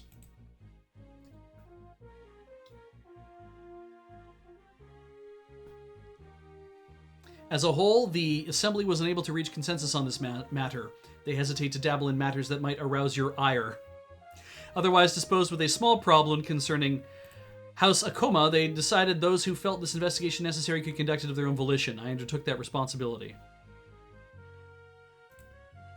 I should be careful taking such weight upon your shoulders. It may yet crush you. 10 years ago, you engaged in a battle to bar the Valheru entrance to your world, a battle in which you requested the service of several companies of Tsirani foot soldiers. As such, the battle became a matter of imperial interest and fell within the jurisdiction of the Assembly. You, however, have thwarted all our attempts to gather information about that battle and have forbade our investigation of Sethanon. Many sons of great houses fell, but their bodies were never recovered for the proper rites. Your attempts at evasion are execrable, Makala. Never has the Assembly concerned itself with the souls of the dead, and I don't believe they are practicing a newfound piety. You wish to learn how I defeated the Valheru. Indeed, how could we not? The Valheru were a race of unspeakable evil and dread power who once nearly destroyed our world. Although my brothers harbored you the greatest respect, Pug, you would be incapable of turning aside such monstrous power unaided. Judging by the numerous defenses that ringed this abandoned town, we assume that the only possible solution, you concealed a thing of power in the caverns here. I cannot fault your fears, but your methodology has been despicable. The Lifestone was created in the darkest days of the Mad God's Rage, a war in which the Valheru strove to destroy the gods of Midkemia. With it, they believed they could conquer every corner of the universe, and in all likelihood, they could have. It must be eternally locked away here, and its existence must die out with that small handful of us that have looked upon it. You will speak to none of the Assembly about what you have found here, or you shall answer to me. I cannot in good conscience keep such a secret. What if such a weapon were wielded against the Empire? Could not such a weapon lay waste to all her children? We cannot simply bury such a weapon. It must be destroyed for the good of all future generations of the Empire and the Kingdom. Now, yeah. And yet, it probably can't be. But yes, this is a great argument. Pug saying, like, Pug having his reasons to be like, I can't tell you guys about this, because it's very dangerous and we need to forget about it. And we just made that joke about, this is not a place of honor, nothing of importance is buried here, that whole thing from Timuriania. But this is a very, like, it's a real thing. It's like you have this thing of enormous power that was made, so long ago, and nobody has any idea how it's supposed to work, and we need to get rid of it because we don't want it being used against us. That has nothing to do with you, Pug. You saying, we'll bury it here and hope nobody finds it. It's like, no, you don't bury it here and hope nobody finds it. If you're going to bury it, you have to let people know that it's like, this is not a thing that anyone's supposed to have, or you need to find some way to destroy it. And, like, everybody needs to know it's not a thing you're not supposed to have. Like, but there's that whole idea of, what do you do with your nuclear waste, right? It's like, well, if we bury it and we put up a big thing that says, please don't go here, and hope that people in future generations who don't speak any of our languages 1,000 years from now will see it and be like, okay, we know this was important, but we know it's important to not go near it, and we don't know why, so we're going to have to dig it up and figure it out why. But they said it's, we consider ourselves a powerful culture, and it's like, yeah, and you guys probably do the same. Like, and if you leave, I like PM Aver saying, obviously, Owen should be made to be immortal and guard it forevermore. He's practically there, right? Like, but Johnny Glitch says, humans are always going to dig it up, and it's true. No matter, and not even humans as terms like humans, right? We have the Mortal here and the Eladel and everything else. Like, someone is going to dig this thing up. And where do you put it so that you hope that nobody decides to dig the damn thing up? And I'm like, where you put it is a place that no one can get access to it, and maybe that is in the middle of a sun. Like, leaving it here doesn't help. Makala got this far and did, like, all sorts of machinations, so it proves that you can stop, like, even incredibly powerful people, but up to a point. Because if you don't know why people are trying to fight and do a thing, then you won't know about things like this. And Pug was like, oh Christ, the whole thing about, like, somebody took Gamina, and it's like, he knew, like, it's like, I have to go get my daughter back, despite the fact that I know this thing is vulnerable. Like, it's like, so, yeah.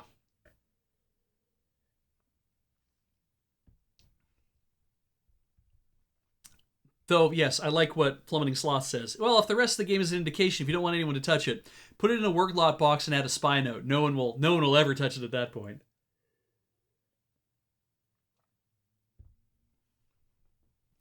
Yeah, it's wild. And fascinating to me that something that we've been making memes about over the last year or so with great zeal and gusto, it's literally just coming up now in this game, and this isn't a new trope. Like this, this trope has been around for a while, especially since atomic weapons. But yeah, Jesus, it's quite the thing. I'm really happy with this. This is super cool. Let's continue the story. Impossible. We have no way to know what would happen if we attempted to destroy it. It may not be tested without potentially disturbing the Valheru, whose souls now occupy the stone. So, slightly different problem than we have here on our regular ass planet. As I suspected, you have done nothing to study it. Great though your power may be, you haven't an inkling about what secrets lie within that stone. Its very existence is obscene. It must not fall into the hands of a hostile power. Makala, do not tamper with the stone. It must be left untouched for the good of all. I judge now, as is my right as a great one of the assembly magicians. It must be destroyed, Pug, for the good of the Empire. All right. Let's drop another bookmark.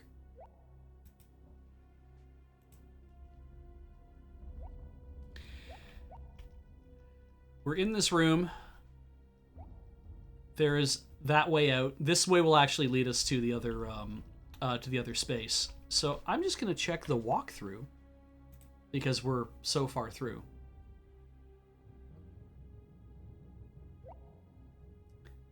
After you meet the All Dragon, we have done that. We get advised to the group. After you talk to Makala and the main screen comes up, please remember to save the game. All right.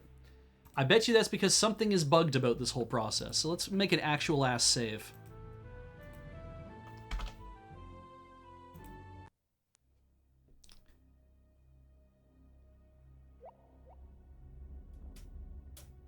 And at this point, it's like you must go forth to fight Makala and his two dreads.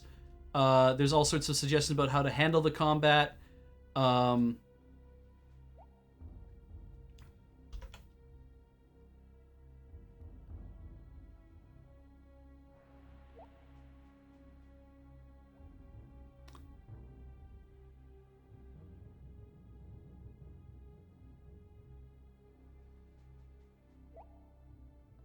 Okay, this is funny. If our stealth is high enough, we should be able... This is an interesting but basically useless feature of the game. Can be accessed before entering the Makala combat. Do not move an inch, but turn around until you face west, which is what we've done now.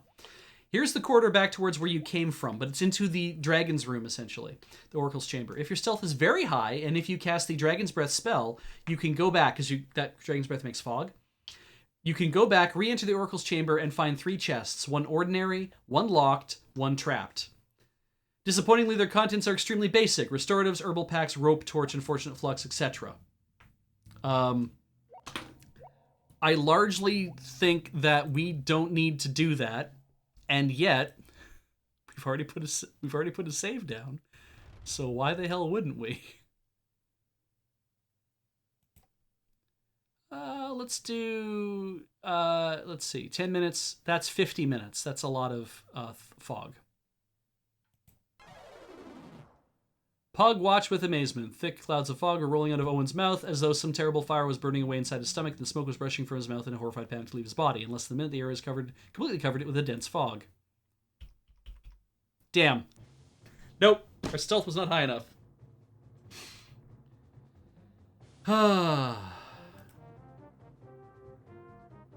And now there's fog, so we can't see.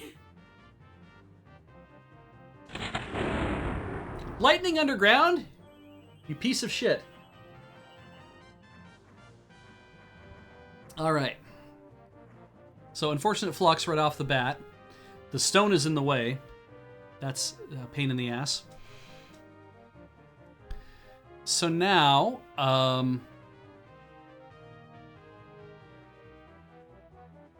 auto battle, no. I could just quit the game and come back and not have to do it this way, but whatever. Let's just see how far we can get. So probably...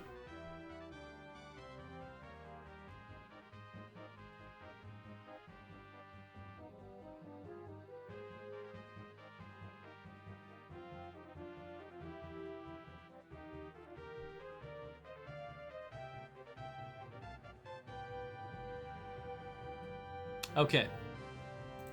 Seems like the thing to do is we need to keep them from casting stuff, apparently.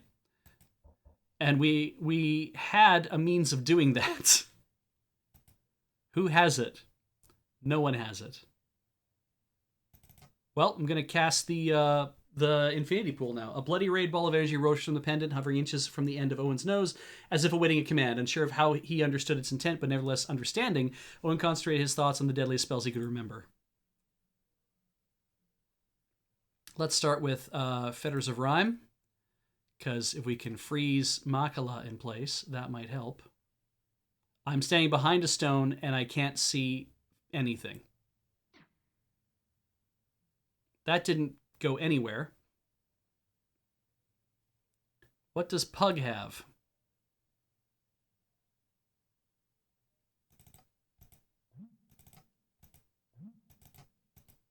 He just starts drinking shit. That's good. And maybe cast the Infinity Pool. Might as well do that now. And he can probably cast Fetters of Rhyme for a maximum and actually hit Makala with it. That should freeze him in place, which is great news. The shades are powerful. How powerful? Enough for me to walk up to one and maybe do some damage. Let's see here.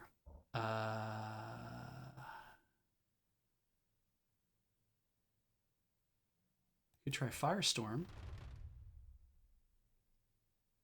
Ooh, Touch of Limbs Kragma. What does that do again? Kills one enemy.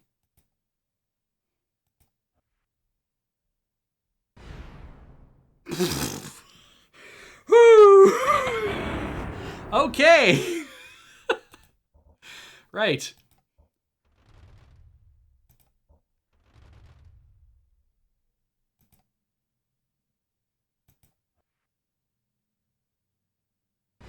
You do have to touch him, apparently, so there's that. Right, so Mad's God Rage will just kill us, because 31 left, right? So what we'll do here is we'll drink so many of these things.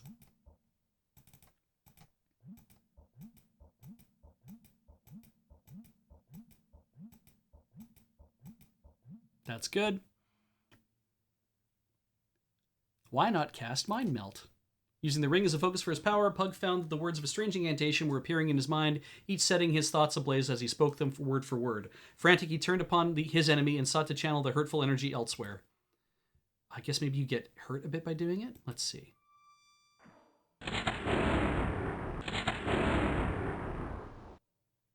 Cool. Do I get to go again? Really? What? Touch of Limbs Kragma? That didn't kill him. Okay. Owen needs to heal. But he's not frozen in place anymore. Makala's not frozen in place, unless he got pushed. He might have gotten pushed. But he's staying next to Owen. And I wonder if I can powder bag him. Powder bag! Powder bag!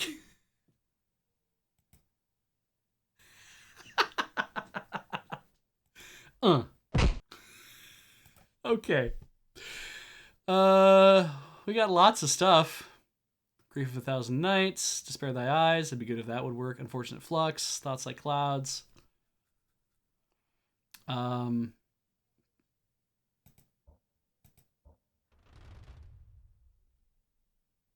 Hojo's Haven, these are all defensive things, creates illusionary targets. Pushes the target away from... Oh, so Winds of Aortus is like the opposite of Invitation. It pushes away. Gift of Sung, Mirror Wall, Skin of the Dragon, Black Nimbus.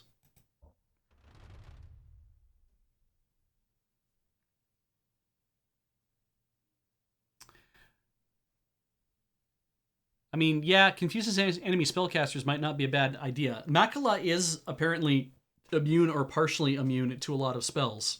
I would assume they would make him immune to being confused. Gambit of the Eight creates a magic mine.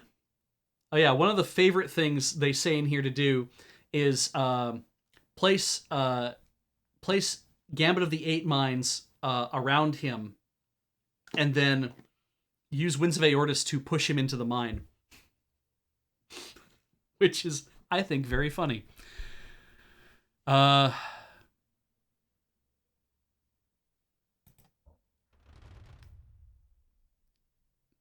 Could we kill him in a more...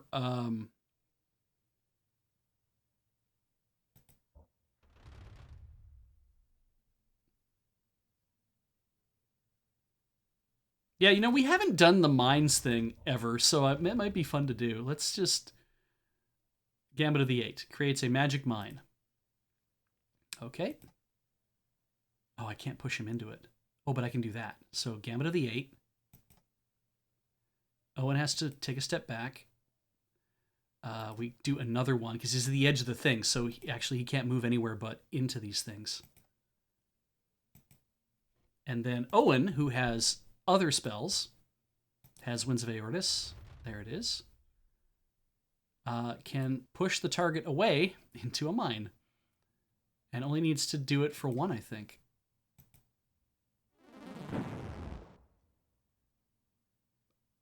It seemed to do a lot of damage, so maybe we do it one more time. And Owen pushes him again.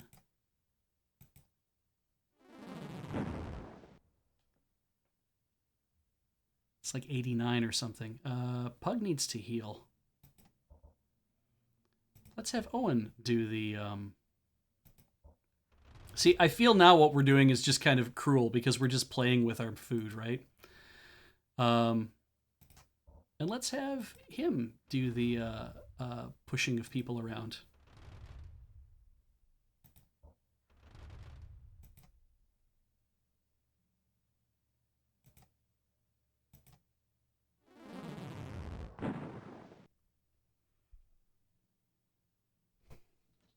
It was over. It's over. It's over, guys. It's over. Pug stared at Makala's lifeless form as it lay silently on the hard stone floor. Hiding from the grief that threatened to overcome his pain and exhaustion, he turned to Owen. Saw the boy was on his knees. Pug was about to help the boy to his feet when he noticed a strange light filling the chamber. The life stone pulsed warmth. Rays of emerald light touched Owen's solemn features, deepening the hollows of his face as he approached the blasted turf occupied moments before by Makala's towering rage. Also, there's a mine over there. Nearby, Pug spoke softly, his voice diffusing off the cavern walls into 1,000 bouncing whispers.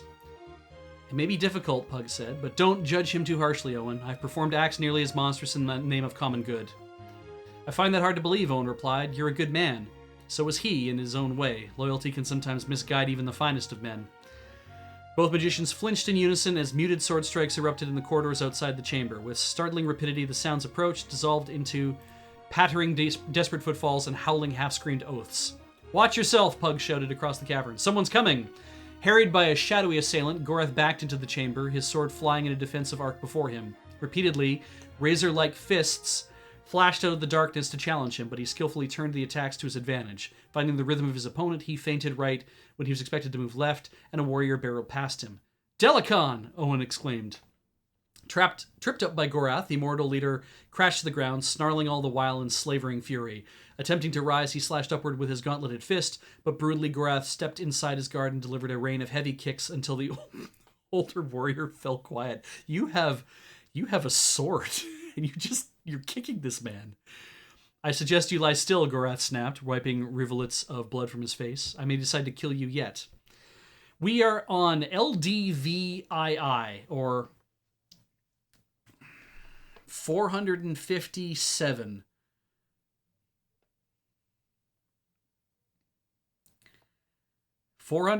No, it would be CD if it was 407, right? The C is 100. I think it's weird that they're using ones that are further past. I was always taught to not do that, but it doesn't matter. Let's continue. I hear you, Delicon croaked, his voice weak. I hear you. For a long moment he remained curled in a ball, his breath tearing raggedly from his throat as he clenched and unclenched his fists. With extreme effort he turned his head and looked upon the mesmerizing light of the lifestone and froze. No! Pug shook his head, apprehension welling within him like a black lake as he caught the mortal's expression. Stumbling forward, he tried to interpose himself in the way, but his failing strength abandoned him. No! Swatting Gorath effortlessly aside as he rose. Delacon's eyes flashed with reflected radiance. Like a puppet on a string, he began to stagger forward, his steps almost childish in their plodding. Undoubtedly, something had control of his mind. Dazed but alive, Gorath leapt to the attack and jolted hard into the mortal leader, his miscalculated blow carrying the both of them not down, but forward into the lifestone. Together they reached for the sword. What madness is this? Who? Something within the sword consumes. Can't fight it. Him. Ashen Shugar. The Valheru's swords trapped within the stone are slipping their bonds. We will have to kill them both. But what about Gorath? You must, Owen.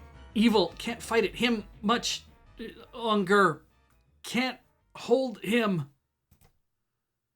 Now!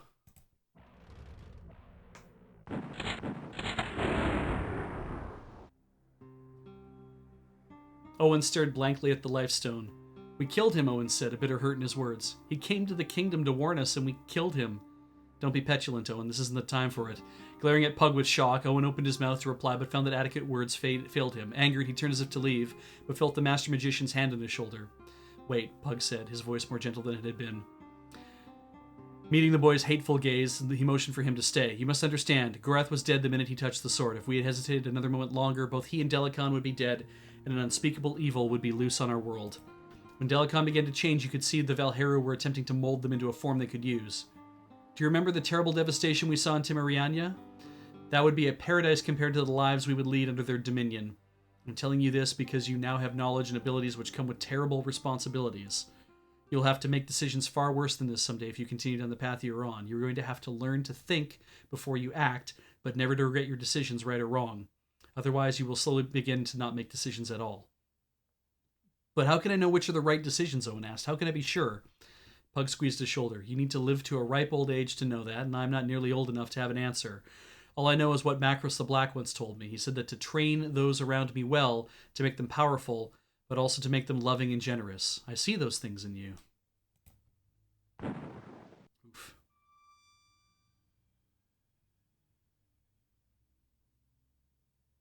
The battle was against them. Enraged, war leader Morelf growled orders to his terror-stricken lieutenants as he reviewed their weakening lines from the safety of an elm-shaded hill, watched with fury as his forward ranks of pikemen retreated under an unexpectedly heavy rain of kingdom longbow fire. Oh, they do have longbows. In a short while, the combined mass of Prince Arutha's relief forces and the garrison at Sethanon would be in a position to push them into the only quarter of the city where they would be unable to retreat, and then it would only be a matter of hours before they would be forced to surrender or die in a blaze set to flush them out. War leader Moralf, you must come quickly. Hearing commotion to his left, he muttered a silent curse on Delacon's head for leading them on this fool's errand, then snapped his attention to a small group of Moradil who were advancing towards him, faces flushed with excitement. Their leader, a scar-faced whelp of 20 summers, knelt reverently at his feet before breathlessly delivering his message. At the keep, your father has taken Prince Arutha, and I believe the marked one is with him. The tide of the battle turns. Stalking skeptically after his messengers, he progressed through a ruined avenue and into a cobbled central square filled with conversing Moradil warriors. Above them, Delacon mounted the fire-blackened parapet walk of the keep, preceded by a mysterious robed figure in the Prince of Krondor. The latter bound hand and foot, unable to do anything but follow where he was led.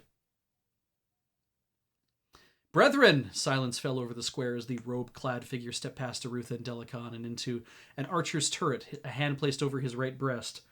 Ripping open his white garment, he revealed a body made gaunt with hunger, but bearing an unmistakable, curling purple birthmark which resembled a dragon and was the mark of legend.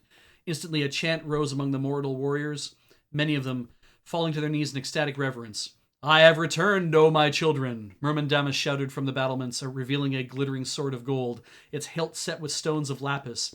Hidden deep in the chambers of earth below our feet, Prince Arutha sought to keep this sword from me, from us, the key to our future.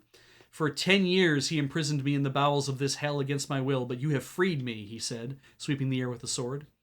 10 years ago I promised you the dawning of a new age. I was repaid with abandonment, but today I am free because you, who followed Delicon, believed in our dream. You have demonstrated your worthiness and loyalty, and as a reward you shall all bear witness to the death of the Lord of the West and the final fulfillment of the prophecy. A dark cheer rippled through the crowd as Myrmendamus held the sword aloft and faced Arutha, his lips curled back in a wicked smile as he advanced on the dazed prince. Considering the things that had been done to him, the crowd thought it likely their former leader would execute Arutha slowly, and they were ripe for the spectacle. Abruptly, Myrmendamus halted. Beneath him, the stones of the keep began to tremble as if the entirety of the structure were being shaken by an invisible hand. His look of proud defiance suddenly turned to outrage. "What treachery is this?" Myrmendamus screamed. "Who meddles with the prophecy?" As if in answer, thunder pealed overhead, announcing the arrival of a great dragon and rider, the pair seemingly having formed from the very air itself. Floating down from dizzying heights, they descended to a point level with the keep's rooftops, the dragon's wings beating great gales of wind against the crowd. "The prophecy is false, Myrmendamus, as are you," Pug shouted from the dragon's back. "You have betrayed the folk of the kingdom and those of your own people for a lie. It is time for your terror to come to an end." At Pug's command, Arutha ducked, narrowly averting death as the dragon skimmed low overhead, lashing the battlements with its titanic whip-like tail, hurling both Myrmendamus and Delicon, screaming like babes into the horrified hordes who watched far below. Fanning away from the impact of the two, bystanders hastened to escape, fearing a possible second attack from the flying dragon and its equally menacing rider. Hang on, everybody.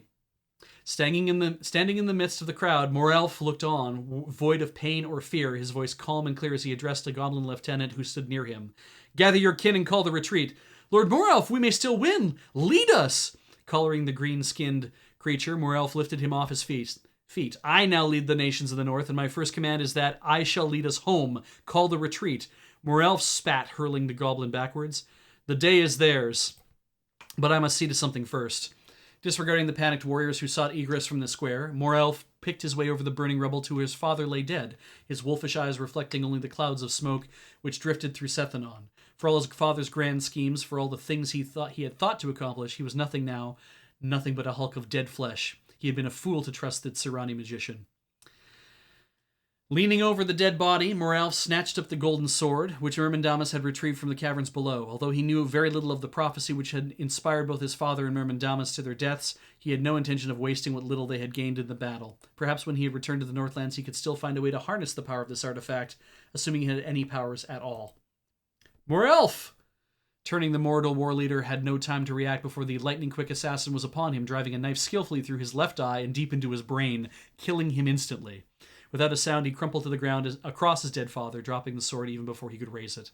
Smiling coldly, Narab withdrew his knife and wiped clean the gray flesh from its bone blade, then snatched Myrmendamus' prize sword from where it lay abandoned on the ground. One by one he had borne witness to the destruction of his rivals, Gorath of the Ardanian, his own brother Nago, Delicon and his son Morelf, all destroyed by their own greed or inaction.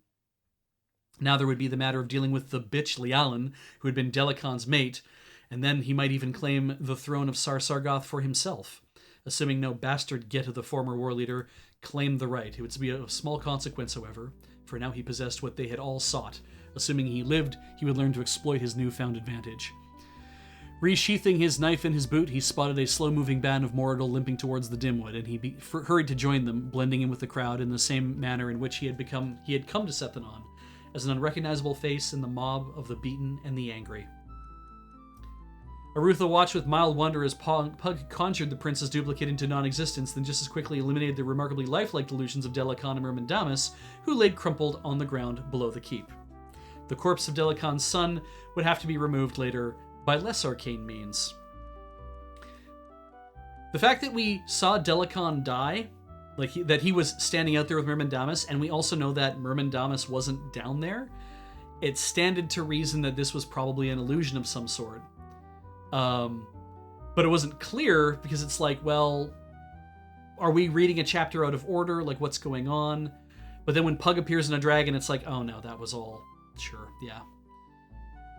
"A shame we didn't have you with us at Armengar, cousin Pug," Arutha said. "A performance such as that before Myrmendamus' troop might have won us the battle." Pug shook his head.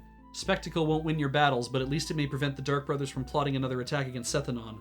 With a dozen or more mortal witnesses you've left alive on the battlefield, most of them should return alive to the Northlands. Having seen their leaders die and possessing the object Myrmidam has sought, they'll have little reason to return here. Let us hope, Arutha said. I have little desire to do this again. What about the artifact, Owen asked. A useless sword, Pug replied with a grin. The Oracle of All indicated a hidden room where I might find it when I was asked for assistance with the plan. Shortly after that mortal gentleman who picked it up returns to Sargoth, he will discover it useless and curse the names of both of them. I love that Pug doesn't even know this guy's name. He's like, shortly after whoever the hell that was goes back there, he will discover it useless and curse the names of both of them for having spilled so much mortal blood on false prophecies. Seeing James and Locklear poking about in the ruins near the keep, Arutha scowled. I have a feeling those two are going to keep me busy for months with their questions about this place. Fortunately, they're loyal. If I tell them the subject is closed, they'll both trust me enough to leave the issue alone. You can always tell them the sword was truly what was buried here, Owen suggested. The answer is good enough for the Moradil. Arutha shook his head. Locklear will probably forget the matter once he sees a pretty young face in Krondor, but Jimmy's different. He won't accept it, though he will never ask anything more. I don't like that I will have to lie to him. He's as loyal as a subject I've ever had.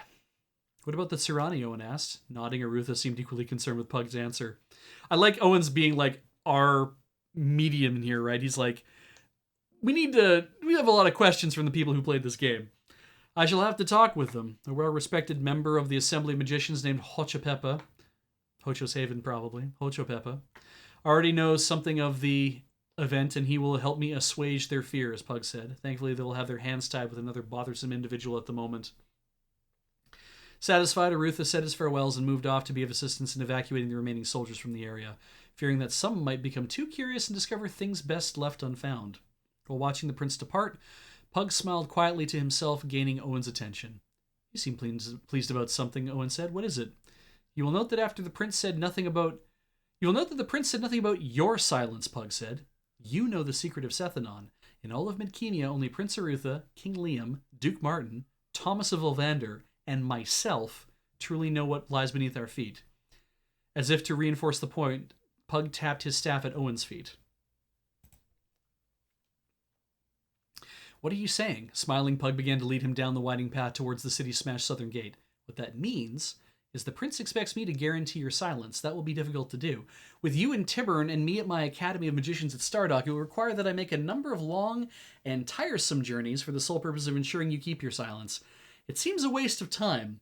Stopping to look into the sunset, Pug seemed lost in thought. Of course, it is possible I could take you on as a student of magic, your living expenses paid in full by Prince Arutha. Are you interested in becoming a true magician, Owen? Laughing for the first time in a great while, Owen twirled his staff in his hands. I've never wanted anything else. I love that. I love that Owen's been wanting to do this for years, and because he stumbled upon a couple of people hurt months ago, technically years ago, all the time we've been camping, but because he stumbled upon these guys months ago and was like, oh shit, what's going on here? He's now the current equal of the most powerful magician in Midkemia until Pug starts to get his abilities and memories back. And is going to be taken on as a student at Stardock. It already has all this incredible power and can probably tear trees out of the ground at this point. So, yeah. Good for Owen. That's it. That is the game is thus. There's no reason for them to give us any credits because they always run at the beginning of the show. It's 10:24. We're gonna roll our own ads. I will be back in a few minutes, and we will enjoy this victory together.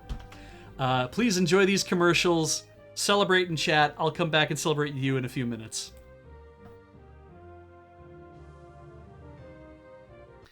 You know what? Actually, I realize I should probably go to booth for this because we are done playing the game. I don't really know what else we want to do to wind things up. If you guys have questions, by all means, I'm certainly willing to hear them.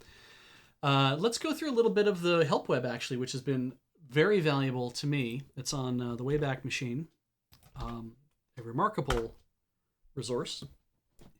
See that Heather's account has posted it.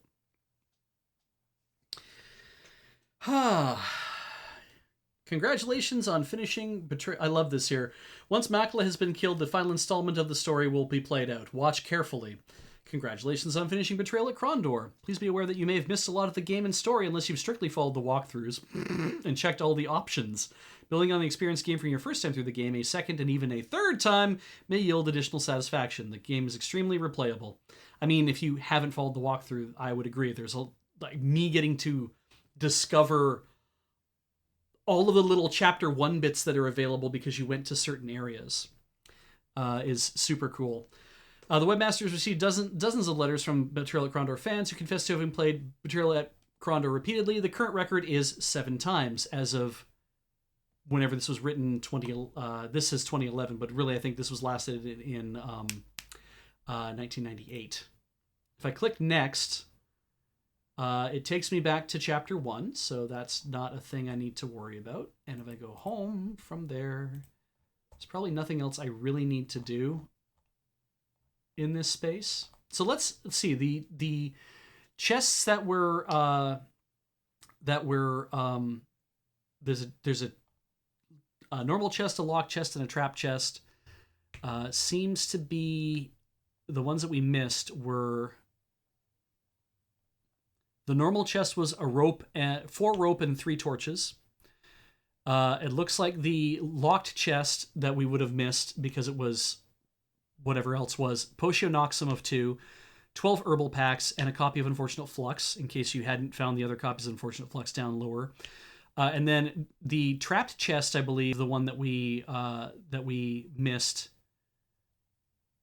was Dragon Plate Armor of 91, a Great Sword of 78, Restoratives of 24. None of those would have been... I don't think that's the one we needed at the very end. Let me see. The other trap chest was a 25 Whetstone, 10 Restoratives, 2 Herbal Pack, 77 Ruby, a Heavy Bowstring, and a Light Bowstring. I think we found that one already anyway, because there were 2 trap chests out there. Yeah, it doesn't really break down what the other things are that you have to do.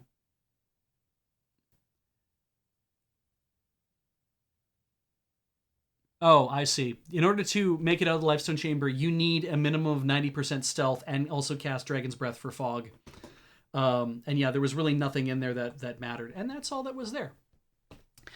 So, I had a blast doing this.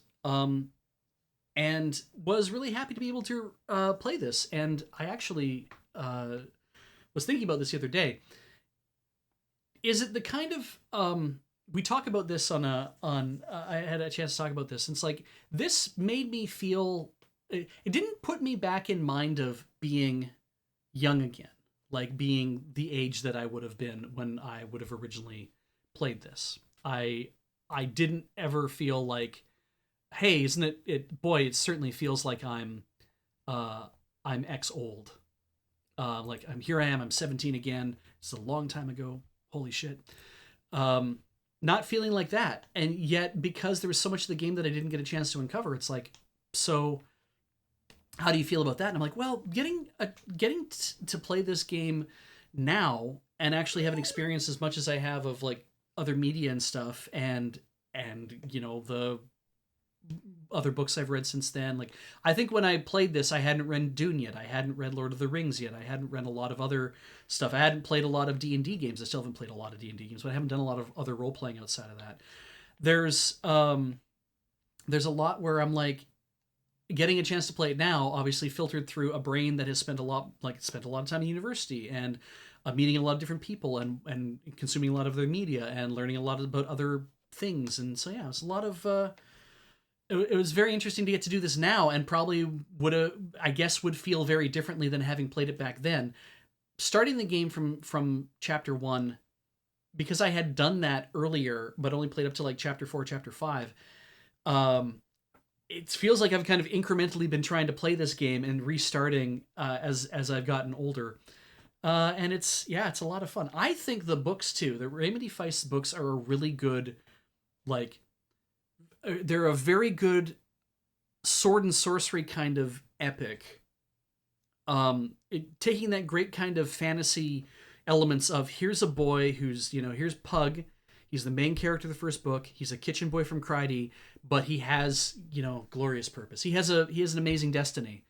it's not really Amazing Destiny. It's just he gets into the situations where he ends up in positions where he gets pulled through to do other things. And in some cases, it's I'm being pulled along for the ride to be a part of that, or it's because stuff is occurring, so these things happen. But also, it's largely down to you happen to be in the right place, and then you made the right decision at the right time to make those things happen. And not he's not the only one that has that happen to. Like when I read the first book, um, getting to hear about Jimmy the Hand and getting to meet Locklear and getting to meet Arutha Condoyne and like all these people that I knew had beards and mustaches and shit from like this game from Betrayal at Krondor. Now all of a sudden they're young kids or they're like they are who they are and they're not in these positions of power and then it was that curiosity of what happened to get them there. So that felt really good too. And so Arclight asks me, are you going to read the book in the series forward now that you won't spoil the game? Yes. I don't know if I'll pick up Krondor the Betrayal off of my bookshelf and read that one just because I've now read this and I've seen how it ends, or if I'll just go straight to Krondor the Assassins. I think I could probably burn through the first book pretty fast, so maybe we'll just grab it and sit down and read Krondor the Betrayal before I move on to Krondor the Assassins. And then it's like Band of the Hawk, Band of the Hawk, not Tail of the Hawk, I don't think. Whatever the third one is, I can't remember what it is. I have to get a copy of that from somewhere. But hey, you can just get books everywhere cheap now.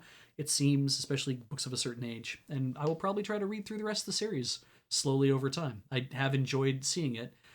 Yes, Owen does not get swollen in the book. I imagine that's the. Is it Talon of the Silver Hawk? Is that number 3? I do have a book on my. I have one of Feist's books, one of his newer ones, but it was after the Rift War Legacy, after those 3. So the Rift War Cycle, Rift War Legacy, whatever it is. But yeah.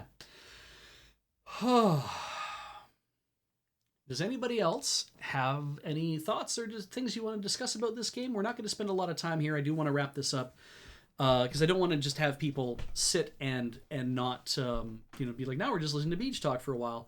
Which I know that all of you like it when we do stuff like this, but I don't, and I'm happy to do it, but I don't know if we have to, draw it out as much. Because if somebody is maybe watching this on the VOD later being like, is this whatever to talk about? So I don't know. This was a lot of fun. I'm glad that I got a chance to play it. I really do wish that they make a new one.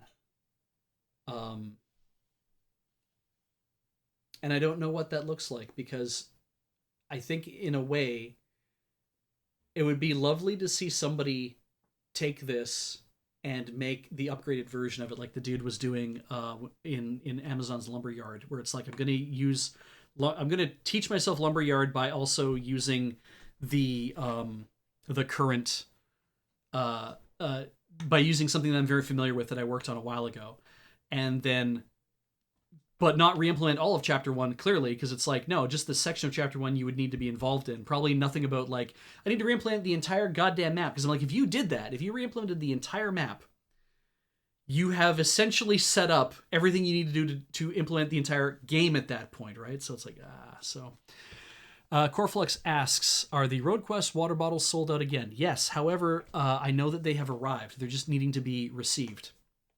And so once they're received, that means the inventory will be put into stock, and people can start ordering them soon. So I would just keep an eye on the store over the next couple days. I ordered enough that there shouldn't be a run on them too fast. So yeah, that's where that's at. Let's roll through here again. Any feel up. Let's see. Ty Pulsar 85 asks, feel up to diving into any other Sierra RPG games such as Quest for Glory. Sierra games were never my thing when I was a kid, like King's Quest, Space Quest, Police Quest. I always thought like Space Quest looked really fun. The later ones especially kind of grabbed me more because they were like in VGA as opposed to like the old like CGA, EGA kind of thing. But yeah, none of them have really kind of been like, you should play that. And it's like, I don't know. I have so many other games that I would like, that I am sitting on. This is a game that I was like, I want to really play this and finish this. And the fact that I got to do it on Play It Forward was a boon. I did not think that I would be able to do it because I thought it would take way too long to play, but I'm like that we did that. Let's see here. What else? If you were to do another PIF, though, what do you see yourself playing and why? That's a good question, Hexy. Hard to answer, though. When I was initially looking at this, I'm like, do I just do a really short PIF and pick up the DLC from Shadowrun Hong Kong that I never played? Might be a good idea. I'd have to go back into the office and extract all the save games from it, I guess. Hopefully that we don't lose those, but that would be a very short thing, probably about 4 or 5 sessions, and would be a great way to kind of fill in that bit. But I'm not sure if that'll be what I end up doing.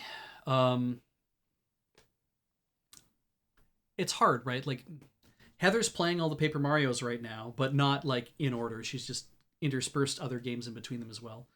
And I'm glad that she is. I don't know if I would do a PIF on Super Paper Mario, which is one that I haven't played but would like to play. But I mean, I did just play all of the Origami King myself, kept it for me to play, and really enjoyed that. But I don't know if that's the next thing I want to get into. And having, like, it's weird to say I've marathoned this game when I only played it 3 times a week for about 3 to 4 hours a night. It's like, is that really a marathon? I'm like, I don't know. Maybe what I need is I need a couple weeks off to really feel like that's the next thing I need to do. Yeah. Maybe just a simpler style of game, right? I mean, I like games that take a little time. Like, I'm looking forward to Metroid Dread coming out, and I know that is a game. It's not like playing R-Type or something where it's like, you know, I'm gonna play R-Type until I finish it. It's like, well, you're gonna be dying a lot then, and you're gonna keep having to start. It's like, hey, it's the Dark Souls of side-scrolling shooters. It's like, no, it isn't. Dark Souls is the R-Type of whatever the kind of game Dark Souls is. You want to talk about things being difficult and having to learn stuff over and over? Maybe that's the thing. But yeah, I mean, it feels really weird to be like, the next game that I want to play is maybe just not a Nintendo game, since I just play nothing but Nintendo games. Let's see here. DJ Alternatives is playing all the Paper Marios concurrently. Well, like I say, Heather is playing them essentially concurrently, but with space in between them for other things. And I mean, assuming people have even asked me, hey, Beej, if you had a weekly stream, you had to do whatever you want, what would it be? I'm like, I would just come on and play a game that's in my backlog. We had that. It was called Beej's Backlog. And I mean, I think part of the inspiration for why Play It Forward exists is because enough of us had those streams of, this is a stream that so-and-so is playing and they want to play this game through, whether like Jer with Book of Passwords, where it's like, I want to be able to play a game that I remember from my youth, but play it with a friend and talk to them about that game. Whereas for me, it's like, I don't give a shit what I play. It's just going to be stuff that I want to do, right? Those old streams are not making a comeback. They're, you know, we have the streams we do now because I think that having the, I think people having their own stream to play a thing is great. But we are also in an age where we can do that at home. And I think Play It Forward also gives us an excuse to be like, I can play through an entire game that I want to play on stream, on Loading Ready on stream. Everyone can enjoy that. But then I don't have to come in every week and find a thing to do every week to play that. That can be hard on people. So people have their home streams to do a lot of that stuff too, right? So anyway, other people saying, oh, well, Arclight even asks, anything from the old Beej's Backlog days is still hanging over your head. Everything in that box is just stuff that I'm like, boy, it'd be fun to maybe play that someday. Like, this Hotel Dusk sequel was a thing that I tried to play and then gave up on because I'm like, no, this ain't going to do. I don't think this is a streamable game because I think I'm going to find it too frustrating to play, but that's something that eventually I'll be able to play. I've already played Metroid Fusion myself and finished it. I don't plan on going back and playing Metroid Fusion again. I've never played Zero Mission, should probably play that at some point.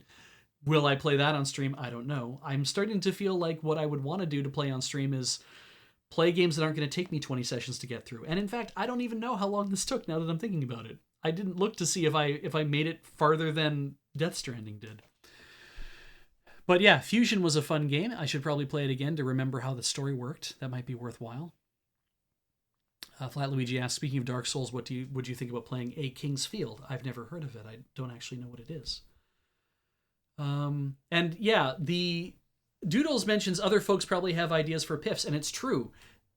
everybody, the idea with Play It Forward is to try to move through as many people as we can, but not like force them to have to give up a game, to be like, no, you played for 25 sessions, now you need to stop, right? It's to be like, you've played through, you please pick a game that's not going to take you 50 or 60 sessions to play through. Like, we don't want you to eat up an entire half of a year with you on PIF. We want your game to take the amount of time it needs to take.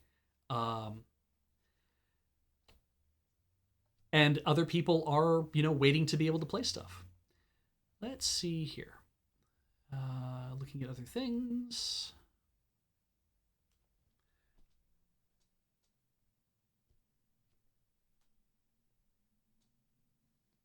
Being able to organize with people for other shows that we do, like Talking Sim or Let's Snope or Mine O'Clock, and having that larger concentration of what are these things supposed to be. One more, or any of the video gaming streams that we do for the most part, Rhythm Cafe, like having that kind of, this is the concentration of this, is interesting, and does also mean that more people can come in together to be on those streams together.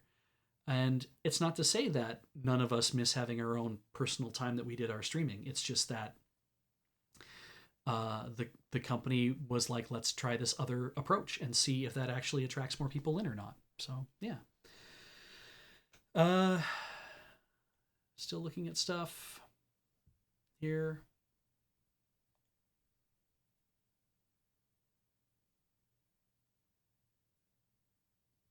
This was 22 streams, so therefore it's a new PIF record. I mean, I'm not going to do anything else at that point, so I didn't mean to pass Paul, but I guess I did. So I think I had the record before him anyway, it sounded like, because with Shadowrun or something like that, I had that. It's like, okay. Didn't mean to take the record. I'm not really interested in having the record. I will rub it in everyone's faces at least once, though. I don't know why, but maybe we'll just do that. And it is nice to have, like, Paul getting a chance to stream a lot more and to do the video gaming stuff. It's nice for me to have a chance to do that as well. I haven't been doing a lot of the video gaming stuff on my own, so that's fun.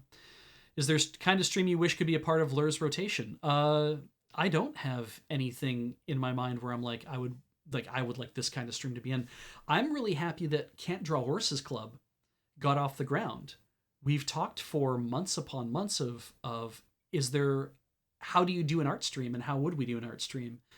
And I'm glad that Corey really said, I really want to do this, so let me start doing this. I'll be the one to start doing it. And it was like, it's like, I'm glad that she pushed, and I'm glad that we were able to make that happen. And I hope that it is a thing that is a sustainable stream to continue into the future. I think it is cool to have more of us doing with our hands. Like, Tinker Tailor is great to have for that, and I think Can't Draw Horse is great for that. And I love when we have other live content like that. It's super fun. Rolling through some more here. I've stopped the scroll so I can kind of get through things. If you were a sandwich beach, what condiments would you have? Mustard. Almost assuredly I would have mustard, but I could trade out anything else, because it could be any kind of a sandwich, and mustard goes with everything, but not everything else goes with a sandwich. Do I still play Puzzle Quest? MTG Puzzle Quest? No, I gave that up a while ago. Sometime early in the pandemic, I think I even decided I was done. I was just... No. I realized that I was chasing something that I didn't like chasing. I didn't like the fact... Because all the legacy gaming on Puzzle Quest was a thing that was quite good to do, but if you're not going to spend money to give yourself more chances at the gacha to get better cards, or to spend money to buy cards, because it lets you buy, like, now you can buy this really cool whatever, she's very powerful, she's a mythic rare, and also like a dozen packs and a bunch of other things. And it's like, no, ain't into that. I would play events to earn mana shards, whatever they were, so I could spend those on unlocking new planeswalkers, because that's what you're supposed to do in that game, is you get more and more planeswalkers because they have more and more abilities. And I just was like, this is crazy. There's so much of this stuff to unlock, and I don't care. Johnny Glitch says, this might have been Twitch's records for viewers of Betrayal at Krondor. Yeah, I also heard that there was another Betrayal at Krondor stream happening at the same time mine was, which is a weird thing to come out at the same time. It's like, but hey, so I hope they did well. I know I did well. Having like 230 AU every single night for months, that feels awesome. I'm reading my chat on this side of the screen, which is why I'm looking off so often.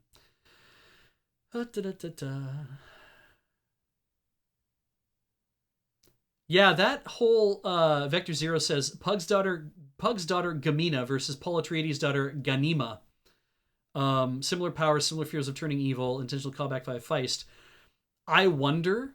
That's an interesting idea where he might have been like, because let's be fair, I'm pretty sure Dune came out before Gamina was born.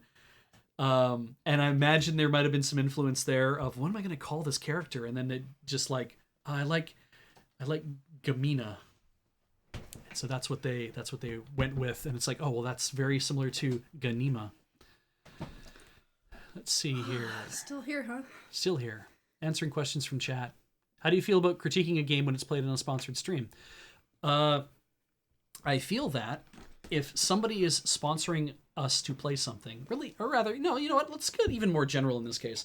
I feel that if a company is paying you to sponsor a game of theirs, and you decide to stream it, I'm not going to say we, I'm going to say you. You know, you out there as a person who is now being paid to do this, you have a responsibility to obey the contract that you're put under, and every contract I've ever seen has said, please be positive during the stream. Please be honest about your assessment, but do not slag the game. And I'm paraphrasing that. It's basically, if you're being paid to do this, you give your honest assessment. But when you're being honest about it, do not just straight up say like, yeah, no, I never played this game. This game's a crap. This game's not, whatever. Be like, this game has some issues still. There's still development, or if there's no development, be like, this is a game that, is not doesn't really twig my interest. It's a game I think other people might enjoy as well. I'm glad I had a chance to play it. You find ways to be like, to talk about things that you liked about the game, in fact. You're generally not going to get a game contract that says, just say whatever you want. And that's more to protect them from having someone who will basically just shit all over everything. Yeah. You will. I have heard stories of, because it's not like I've gotten that many sponsored things myself, but I've heard stories of contracts where they will say things like they don't want you to say it's sponsored content, which I'm pretty sure is illegal in most places. Yeah. And if you get a contract like that, do not sign that. Do that. I have been approached by people to be like, hey, we want you to do X thing. Usually very small company of some sort, but they're like, we want you to do X thing, do a stream, do a video, do a blog post. You get lots of people saying, oh, we see you have WordPress or whatever it is that we have. I have no idea. We see you have blog software. Can you just put our blog posts on your thing? We see that somebody has mentioned turmeric on this very well-traveled webpage of yours, and I'll click on it, and it'll take me to the forums.loadingreadyrun.com where someone mentioned turmeric once. Like, I have an entire article about it. I would like to post it on this blog. And I'm like, great.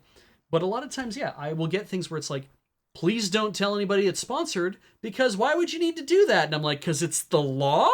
Yeah, and it's particularly the law because it's the idea of if you have a friend who likes a thing, and nobody's given them that thing. That's just a thing that they like, and they recommend it to you, and they say, man, you'd really love blah. And you go and you buy that thing because of it. That's one thing. And that's kind of what some they're kind of hoping for, is that you'll see personalities who are like, oh, I really enjoyed whatever. Yeah. But that's why you have to have hashtag sponsored, or tell people very clearly like what your benefit was. And because you should have a grain of salt. Anytime you see anything that's sponsored, I don't care who does it. I don't care if it's us. You should have a grain of salt on the idea of, we didn't have to pay for that, so we're not even maybe looking at the idea of, man, I had to put like $60 into that game in order to like it. Yeah. And that's right? It's tough because you maybe you want to, you have to remember the dance. I think is the thing, is like the dance is Bad at dance. is being able to do a sponsored stream or something is great. And given that opportunity and being paid some money to do that, that's, all goes to support the larger thing of what we do here. But also we need to be upfront with the producers or the people who are coming to us to say like, hey, we want you to do this. It's like, you need to understand that what we're going to do is we're going to give your game or your whatever it is the best possible thing we can do for it, because we know you're paying for that.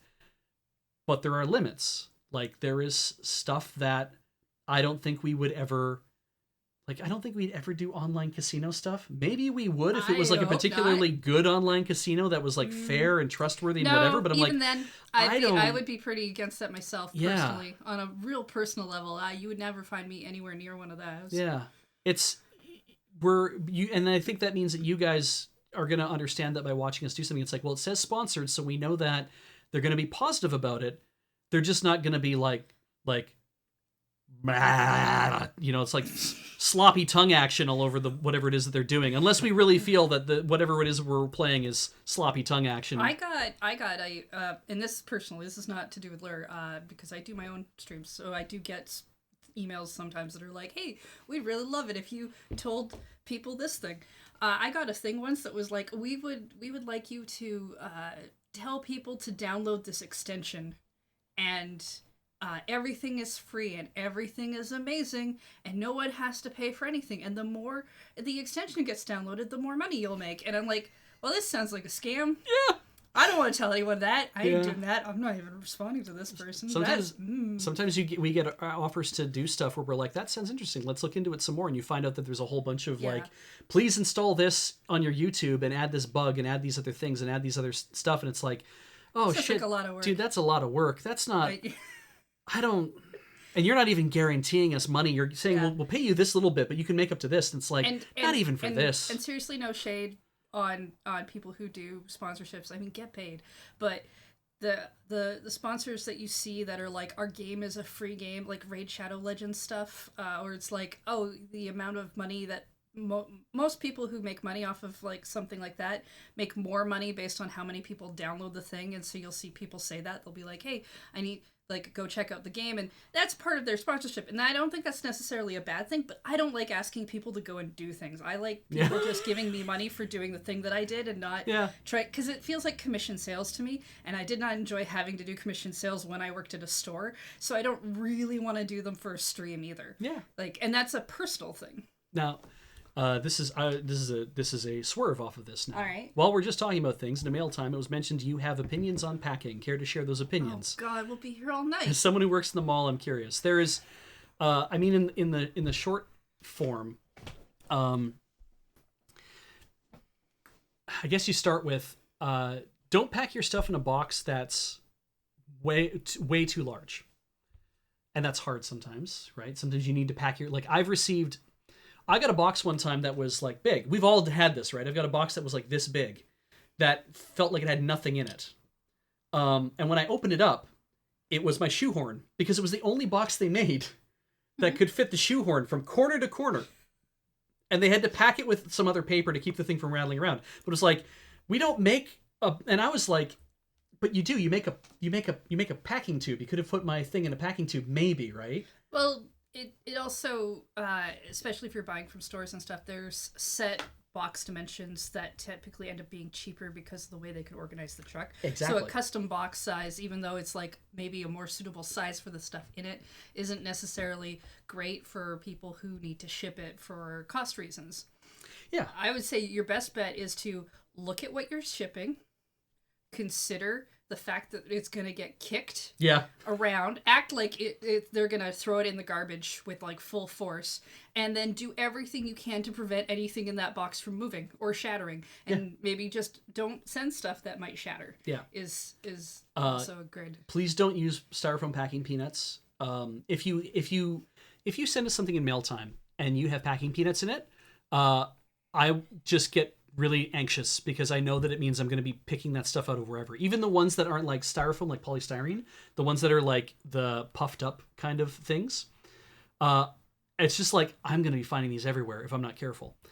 So Ideally, anything that's easy to recycle would be nice. Yeah, so you can buy not all of and some of the ones that are recyclable. I'm seeing Johnny Glitch mention that, you know, they turn to powder. Lord Zuri says the starch ones. It's like there are some that after a while they can break down after a time, but we don't know how long something's going to sit in a room and maybe break down over time as well. I don't want to talk about our mail-time crimes. So be cautious about that. The ones I like are those cardboard triangles that are like caltrops that are dangerous to step on. They're interlocking cardboard triangles that form into a tetrahedron.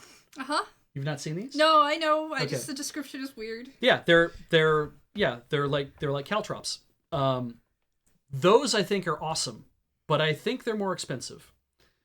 The easiest thing to do is, from my perspective, the simplest thing to do is, if you live in a region that has newspapers, whether you're subscribed to one or you can get a couple of them from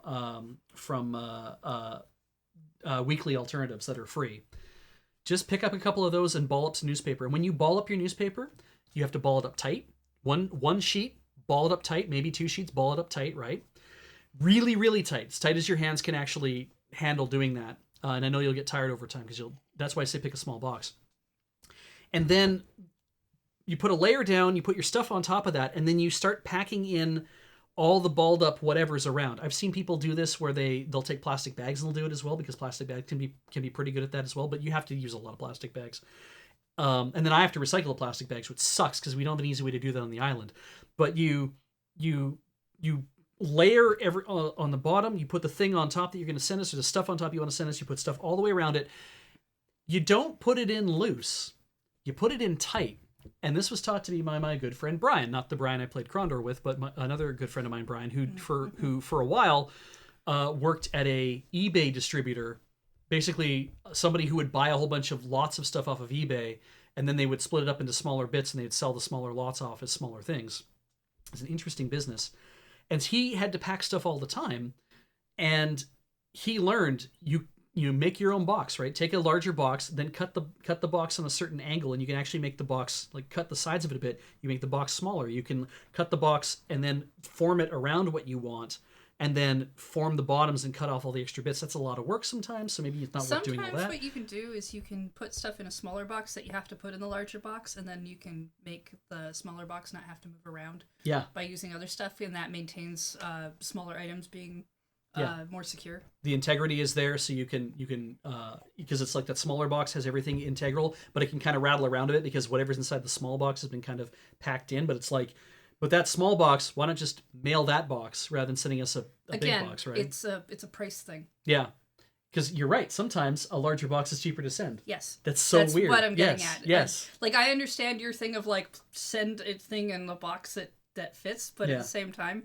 sometimes it's cheaper to send the bigger box for some reason. And you know, I would personally rather that anyone who sends something in from mail time can do it in the cheapest way possible. Yeah, that's why I advocate postcards. Yeah, that's why I love postcards. We love getting postcards. They got cool pictures on them. They got a little space for some writing, and the neat words that people say are really, honestly, a little bit more meaningful to me than the item that you might send. Yeah.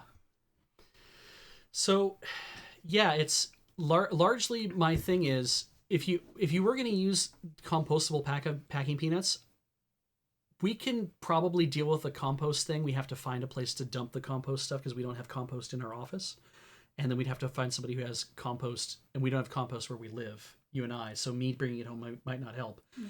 But if it is a compostable thing, so it's way easier to get rid of at that point, please mention it in your letter so I know that it's like, and don't worry, all the packing peanuts are compostable, so you can get rid of them that way. That's important. Packing things are... I used to work at Labatt's. Yes, I know. And when I worked there, they had the general stores area where we also ship stuff out of. You worked IT, though. Yeah. So what does that have to do with packing? Because inevitably... So when there are people on, we had remote offices, and we also had sales associates, whose job was their literal job is get in a vehicle that's branded with the beer, and then drive all over your territory to different places and sell beer to people. And when you're and not just like sell beer being like, here's beer in my trunk. It's like, no, literally get order forms set up to different places to be like, what is it you want to do? And then help them discover new beers by saying, I noticed we're selling you an awful lot of Labatt Blue and Labatt Light, which is great. Have you considered moving into something else? Have you thought about have you thought about going to Kokanee? Are there people here who like Kokanee as well? We never really had a call for Kokanee, but have you tried Kokanee and Kokanee Gold? We can work out a deal with you so we can sell you that. I can also talk to my other sales associate who works for for OSBC, which is technically part of Labatt, and they can come out here and they can sell you on and get you interested maybe in getting some ale or getting like Alexander Keith's pale ale or like some of these other things that we sell that are specialties. Maybe you want to offer more of those things as well. We'll give you a discount on your first 20 kegs or some stuff like that, right? They do a lot of that stuff. Mm. And so then their laptop breaks down and they mail them to me to get fixed because that's how it works. If they live in my territory. They live in the Alberta territory. They would mail me their laptop. Or because they can't just be like, I need to bring it to the office because I don't work out of Edmonton. I work out of Grand Prairie. And so they mail me their laptop. I have to fix it. Then I have to send back a laptop utterly secured in a way better way than they sent it to me in the first place. Because they never did. So I'd fix their laptop, wrap it up securely, and have to learn how to do that and put it in the mail and do whatever. And so that was like, we had a giant thing of bubble wrap on the wall. We had a giant thing of paper. And the guys had to teach me, here's how you send stuff out when you don't want it to break. The quartermaster at General Stores had to teach me how to do all that properly so that I wouldn't F things up and how to fill out waybills and how to do all that other stuff. I mean, you know the when I worked at Cotton Ginny, we had that computer break and head office said that they would send us another computer. It's also when I found out that our head office only had one IT guy for the entirety of our company, which explained a lot given the money problems. But be clear that this company was not an Edmonton-only company. This was a Canada-wide company with at one time hundreds of stores. And so they sent. We just needed a new hard drive, but they sent us a completely entire tower that had one plastic bag wrapped around it, like someone had put it in to go shopping and stuck it in a box, and it definitely showed up broken. And thankfully the hard drive, which was the only thing we actually needed, wasn't damaged, so we could change the hard drive out, which was a fun adventure. Yeah. Because my manager, who didn't even like the fact that I tapped the keyboard when I was trying to figure out why our computer was busted, and I had a better chance of figuring it out than she did. I even had to phone the IT person to go through the process of how to swap out the hard drive, and like I could do that in like 3 minutes. It'd be super easy. Yeah. And she was very paranoid that we would break it again. And also that meant we had 3 entire days of doing sales by hand with an old-fashioned credit card machine, which we found out afterwards that we were supposed to call after every credit card transaction to make sure that they had gone through properly, but we hadn't because nobody had actually told us what the full nobody knows how you're supposed to use it, right? And it was like, cool, well, now we have to put them all through manually for a whole day while people are still buying stuff, because we're not going to close down the store for that, to catch up on all the transactions and put them under the proper date on a Linux machine, I might add, which is not a good machine to give to a full cast of employees who clearly are afraid to even touch Windows. Yeah. And our payroll went through that too, and it was just make sure things are actually packed. Heather had an experience when she was in college because she had a. We still have your MacBook, I think. I still got that. I'm sorry, your PowerBook, your 11-inch PowerBook. I was very happy to buy that. I was going to make A and V's, and I made all of 3. Yeah, but you had that PowerBook, and so everybody in your dorm kept coming to you for IT support because they figured that you were the computer nerd because you owned a Mac.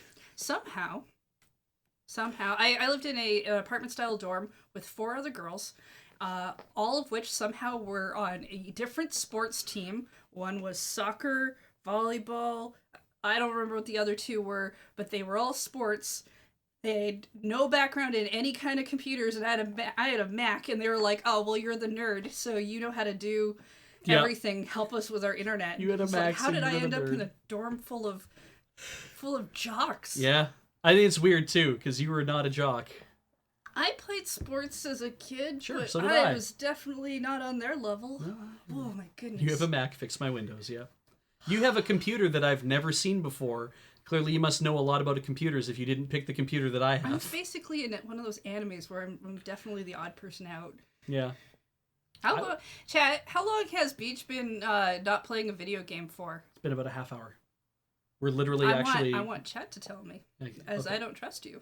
We are ready to come out, though. Like, I basically finished, and then I said, we're taking a break right now, because it was like 10:25. 5 minutes. They lied. Oh, one person says 1 hour, question mark. Oh, okay. Nobody's paying attention. 45 minutes, maybe? I know when I stopped. It was 10:25.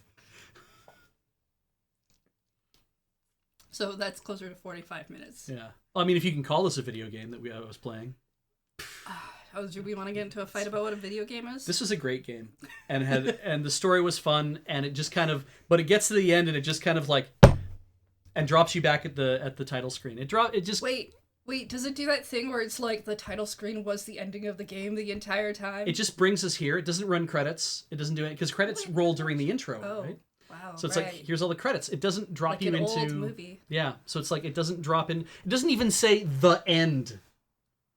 I mean, it's clearly not the end. It's a part of a series, isn't it? It is part of a series, but it was the end of this game before Feist turned around and actually started writing the rest of this part of the series. Did you have a roll credits moment like sometimes we do when we're like, oh, don't roll credits, and then the game was like, fine, I won't, and just took you to the... No, because that would have been fun. That would have been really good if I was like, and roll credits.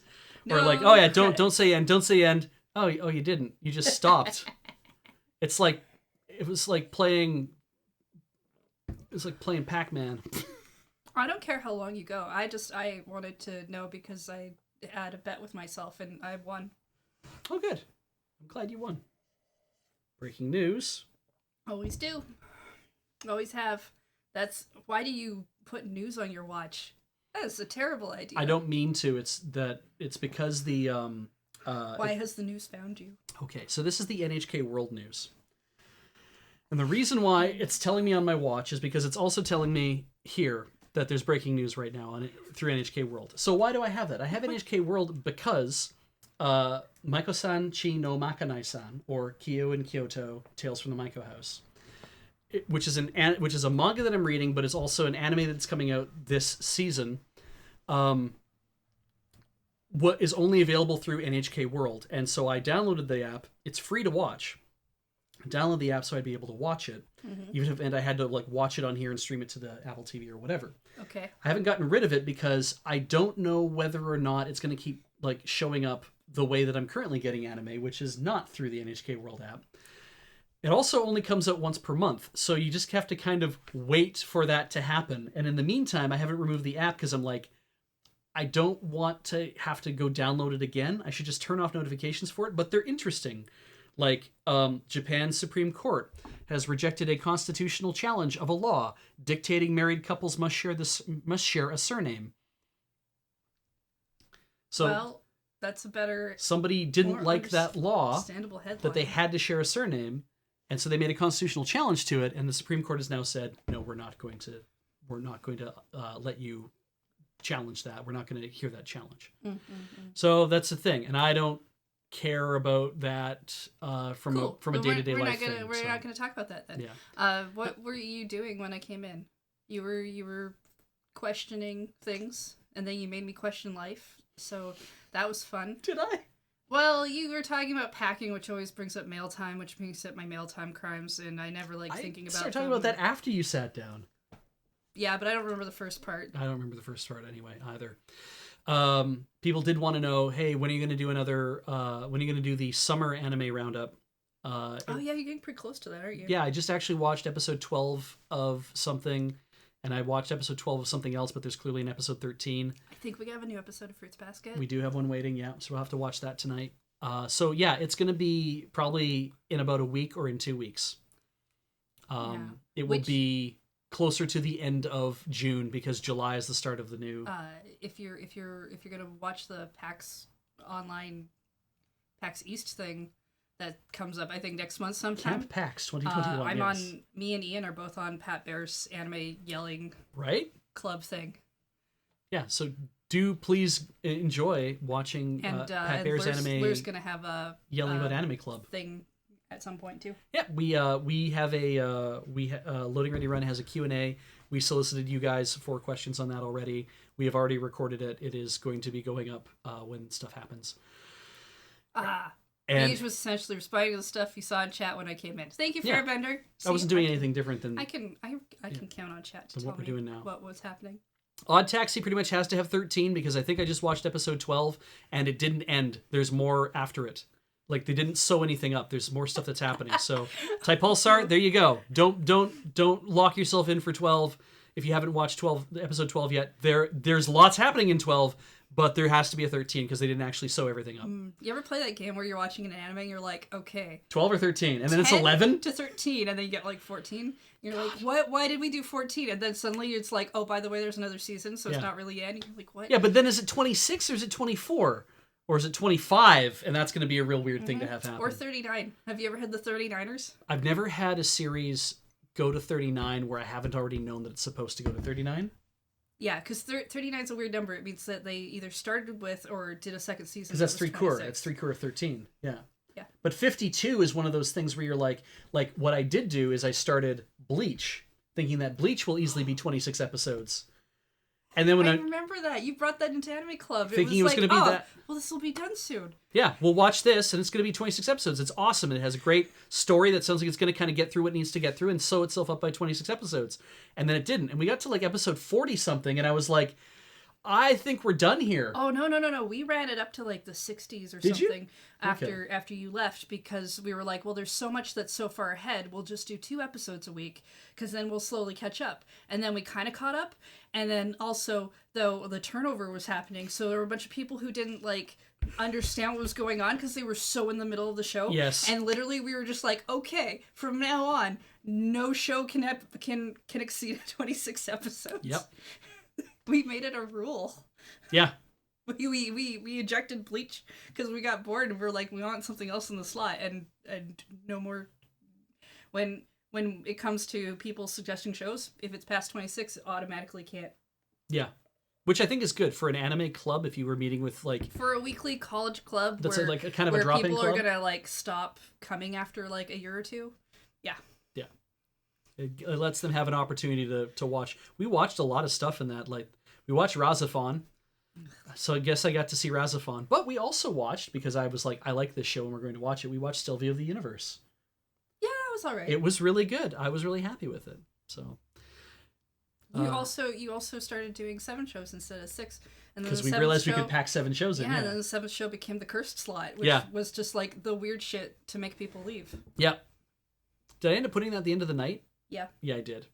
It was the one that everyone was like, oh, we're done. We're not interested in the 7th show. I'm like, bye. The structure was something really light and fluffy to start the show off with. Correct. Because anyone who wasn't into that kind of thing would just come late. Yep. And something really weird and sometimes experimental, or the 18-plus show where we kicked out anyone who was under 18. Yeah, but not like lewd or prurient. Just something that was like, this is going to be too much. Yeah. Rated M or something. Yeah.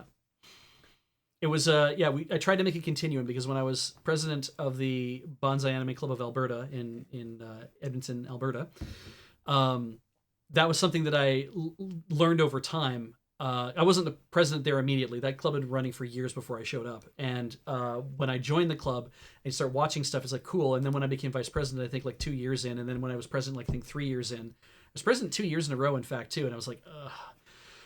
But hey, I was young. And so doing that, I had learned that the reason schedulers do the things that they do is because you want to give people a continuum. So it feels like you start with your fluffier shoujo magic you girl kind stuff. of start to go up, so like it gets more serious as the night goes on. Yeah, and you start to get into like the darker territory. Like, but we did like Fushigi Yugi or Sailor Moon, and then you move into like Rurouni Kenshin, and then you move through those things into like Utena. I think fluffy. At some point though was running in our shoujo slot, which I was like, hell yeah. School Rumble. Yeah, was very popular for our first slot. Oh man, I remember the year I went to Animethon. Yeah. And like 3 or 4 other members of the club had gone, and I was running at that point, and I was like, man, Auburn High School Host Club looks great. I'm definitely putting that in the slot, and I don't care who's gonna complain. And yet, every club member who had gone to watch it at the convention found me, and they're like, "We have to watch Over in High School Host Club." I'm like, "Excellent! It was going in anyway." Yes. That was my idea of like I miss Anime Club. when we ran stuff back. We're gonna have to stop this thing soon here, but anyway, when we ran Animathon, because I went to Animathon 4. They're on like 20 something by now, probably the late 20s, whatever. But I went to Animathon 4. Actually, it would be about 24 or 25 because it's been about 20 years since I've been in university. Mm-hmm. It feels like. I went to 24, or I went to 4, and then on 5, because I had joined the anime club, somebody had said, "Hey, did you want to work for the anime convention?" And I was like, "Sure." And became the director of PR because we didn't have a director of PR. There was no position for that, so I became the director of PR. But one thing that I saw in that was like, what we wanted to do with Animathon was a dozen rooms, all with projectors, all with like tiered seating, which you could do at Grant McEwen Community College because they had a bunch of that stuff, and a wide variety of things showing all the time. Yeah. Most cons have dropped that idea. They'll have 3 or 4 anime rooms, and they'll have nothing but panel rooms for people to have fun with and interact with and like talk about their ships and their weird things that their headcanons and whatever else. It's like, that's the larger thing.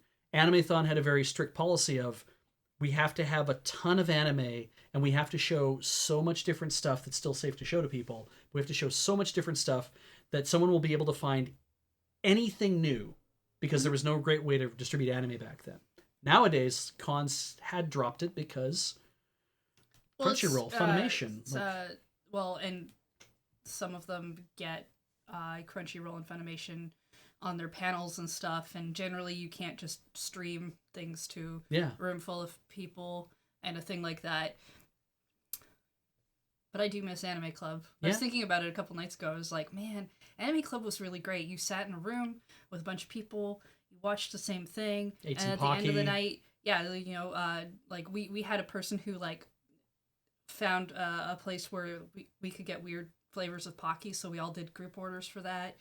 And then at the end of the night, we'd all like talk about the show and the thing we were excited about, and go to the sushi place that's across the street. Yeah. Everyone would sit and eat sushi for about an hour, and then everyone would go home. Yeah, it was fun. Yeah. Miss that. And I held it on Monday nights, I think, largely, because that was when I could get a room, but also because that's when my anime club always met which I like. Tuesdays. I remember running it Mondays for a while and liking the fact that it was on Mondays, because I was like, that's now a reason to look forward to Mondays. I remember when you got the better room. Yeah. Yeah. And because we were in that tiny room for a while, that was like in that really hidden away corner, because GPRC is in D-Wing, weird. It was one of the band spiral rooms thing, and then it got moved to a completely different wing, which was slightly better, a little harder to find because it was more out of the way, and then it got moved into that other room that was really big and tiered, and was really great. Yeah. And at some point after you had moved to that room, I learned that you actually ran Anime Club. Yes. All right. It is 11:21. Oh, kind of want to hear Beej's cursed slot list? That's hard to do. I was in that slot. Oh, God. It was stuff I wanted to watch that nobody else wanted to watch. And I remember Razafon was in there for a while. Razafon was in there for a while. Yeah. There was something. There was a show, though. We put Samurai Champloo in the middle, or the one just before the end of that slot. Just before the end. Yeah. There was a specific show that you had put in the 7th slot that is when it became the cursed slot, because it was really weird and kind of all over the place, and I think most of Anime Club didn't want to watch it. But I can't recall what the title of it was. I thought somebody wanted to watch Blood Plus at some point, and I was like, tough. That was the thing about... We did watch that at one point, I think. But part of being president was that I made all the decisions for what we watched. Mm-hmm. And then eventually, when you guys took over, when I had left, because I'm like, I'm gonna make all the decisions, and you'll be fine with them. People are like, but we want to watch Naruto. I'm like, great, go home. Go home and watch Naruto. You have Naruto clearly, but I love Naruto. I'm like, I know you love it. Go home and keep watching it. Like, Yeah. I'm not showing it here So, because you guys have all seen it. At some point, Beach moved. I took over the anime club, and we instituted some different rules, which was stuff like, so nothing past 26 episodes, so that we would have turnover and everything, and nothing that you could find easily on TV already. Yes. So that was how we got rid of No Gundam Wing, no Escaflowne, Naruto, and Naruto. like Inuyasha and stuff like that. And then we didn't also have to deal with people who wanted to listen to dubs. And we talked when I was away, but we ended up talking, and I'd said because you're like, we were collecting money, right? It's $10 a year to belong to the anime club. Dues. So it's like nobody has to pay, but we want to encourage them to pay. And I said, why don't you just auction off the next slot? Like run a lottery, basically. Everybody has to pay in. Pretty sure that was my idea. Was that your idea? Yeah. I thought we had to talk about it, and I was like, what if you did this? I told you that was what okay, I was cool. doing. It was your idea then. We were talking a lot. It was a great idea. Like, it was like... it gave me an excuse to talk to you in emails and Yeah. stuff, because we weren't dating yet. Yeah. You're cute. I know. You ran We're, away. We're cute now. Well, Melody that's Dark thinks good. the two of us are cute now. But that idea of... Because I remember you telling me, I love the idea of, like, you said, okay, the show's done. We're asking everybody in the room to give us ideas for what we should watch next. Members only, so pay your dues. And then, like, everyone came rushing up to put their $10 in the slot. Your dues were paid, and you got a chance to win to put what was in the next slot. Yeah. With respecting the rules of, it was... Yeah, nothing over 26, nothing that was on TV, and couldn't be something you've watched before. I think it could be something that the we club were had already fine shown. if it was because you get new members all the time, so it's not a big deal. It was I think nothing over a teen rating. Oh, you're right. Yes, that was the other thing. Because we had a lot of people who really wanted to watch.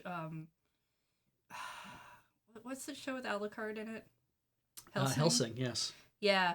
In fact, we had people who wanted to watch it so badly. They wanted to watch the movie, and they wanted to do a special Halloween event, and I didn't want to have anything to do with it. So I was like, cool, you, person on board of members who wishes to do this so badly, you're in charge of going and renting the room and making sure that nobody who is underage and will get us into trouble as a club can do that. Yeah. You go ahead. I'm not coming. And I'm not doing any of the work. The reason I ran it as a tyrant, though, as well, is I'm like, I'm doing all the organization. Everybody else who's on the board are ghost members, because I needed to, the first year, it's like I needed people to come to the thing, but I needed to find 5 people or 6 people who could be on it. So I found enough people to be ghost members to be like, we'll sign up so we can make, this is literally a thing. Like, you think that this shit doesn't happen. Like, all that stuff you see on Japanese anime where it's like that happens, is like, this is happening in the college I was working at. And I was a staff member. To be able to make a club as a staff member for students was a really weird ass thing, and they were fine with it. Yeah, because they're like, we want to have more clubs. Sure. The only reason you want to be sanctioned as a club within the college was that meant that you could rent the room for free. Exactly. Which we also took advantage of after you left. We started doing welcome nights. Yeah. Once a year to try, and we would watch generally a movie, and we'd like hook up DDR and some other stuff to try and get new people, but generally more people didn't show up, so it was just club members having fun doing different activity once a year. Mm-hmm. And so it's I started the club. We had people sign on to ghost it, and then I was just like, now we just have to put ads up in the what did we call it again?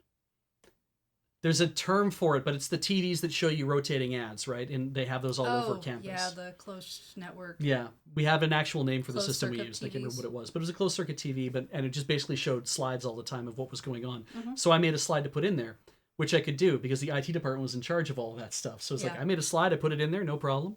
In our digital signage, I guess is a way to refer to it. And so then people started showing up, and that was great. And I was like, but I'm the one who shows up every night. My buddy Phil, obviously, he showed up every night as well. He wanted to watch some anime too, so I was like, great. Miss Phil. I miss Phil in a long time. But we would sit, and I'm like, I'm making the decisions for what we're watching. Why? Because I'm the one with all the anime. I'm the one who knows how to get all of it. I've run clubs before. And if I leave it up to the people who are here to pick stuff, we're going to be watching Bleach, One Piece, Naruto. And I'm like, I think you will benefit from being able to see stuff that you've never seen before. because I did when I went to my club for the first time. Yeah, you see, I went to the anime club because a friend of mine knew about it and was going, and he was like, "You should come," because he found out my deep dark secret of liking Sailor Moon. Right. Oh my goodness. And that was a deep dark secret at the time. How dare people know that I read fan fiction at the school library? Yeah. And so we went, and I was like, okay, this is cool, but like for weeks, Right. I just assumed nobody knew who actually ran the club because I didn't know, and it turns out it was that guy in that folding lounge chair down in front of the. I just assumed that was some weirdo who brought his own chair. Yeah. Because I mean, the seats weren't that comfortable. I didn't question it. Yeah, I brought a folding camp chair with a chaise where the legs fold out as well, so I could just sit in the thing, have my drink with me. I set up a playlist with the 6 things we're showing, eventually 7, and I'd sit down and be like, I'm sitting here gonna watch stuff for 3 hours. I told Phil, like, you should bring a chair as well. Like, let's actually just chill out and enjoy this for 3 hours and see who shows up, if people show up or not. And like first night, 1 or 2 people, they kind of come in and whatever, you'd say like, hey, like that's about it. Yeah. And you just leave it at that. And then over time, more and more people start showing up. But largely I was like in front next to the projector that's showing stuff. And I'm like, if I'm going to be here for 3 hours, it's all going to be stuff I haven't seen before. That was my rule. It was like, it's all going to be stuff that I'm waiting to watch. So you can all come in and watch as well. I'd been going there for like 6 months. Yeah. And during that 6-month period, planning to go to my first anime convention, being really excited, and having my one friend who was supposed to come with me dropping out, and then no, wait, that would have been the second time I went. But I went, and I did manage to get my 2 friends to come with me that year, and Devin was one of them. Yeah. And he was just like, that's the guy who runs our anime club. At the event, I'm up on stage doing improv. Doesn't even have his silly pants yet. He just has the hakama and just like, no. And he insisted we go and talk to you. Yeah. Okay. Yeah, it was, I think, the first time I interacted with you outside of, like, I didn't even interact with you at club. I'd interacted with you here, I think. And you guys said, we're from your anime club in Grand Prairie. I'm like, oh, nice. Like, yeah, that's when we found out that you ran the club. And then when we came back, that was when we actually started talking. Yeah. I was like, that's fine. I only made the club to meet women, and then I didn't talk to any. Yeah, you know how that it is. Worked well, out. None of them showed up. Like, it was like that's not true. After I started going there, there was like 50% of it was ladies after. Exact. God, yes, it was a lot because that had happened at that point. It transferred over. I remember it all being creepy dudes. How big was Grand Prairie Anime Club? Do you think at its height? 50. 50 people? Yes, I know because I took attendance that night. God damn! I wish I'd been there. I wish you'd taken a picture. I'd love to have seen that. Oh, God damn! Scary. You know how big Baka was at its height? Baka that's the one over at... That was U of A. How many people showed up one night?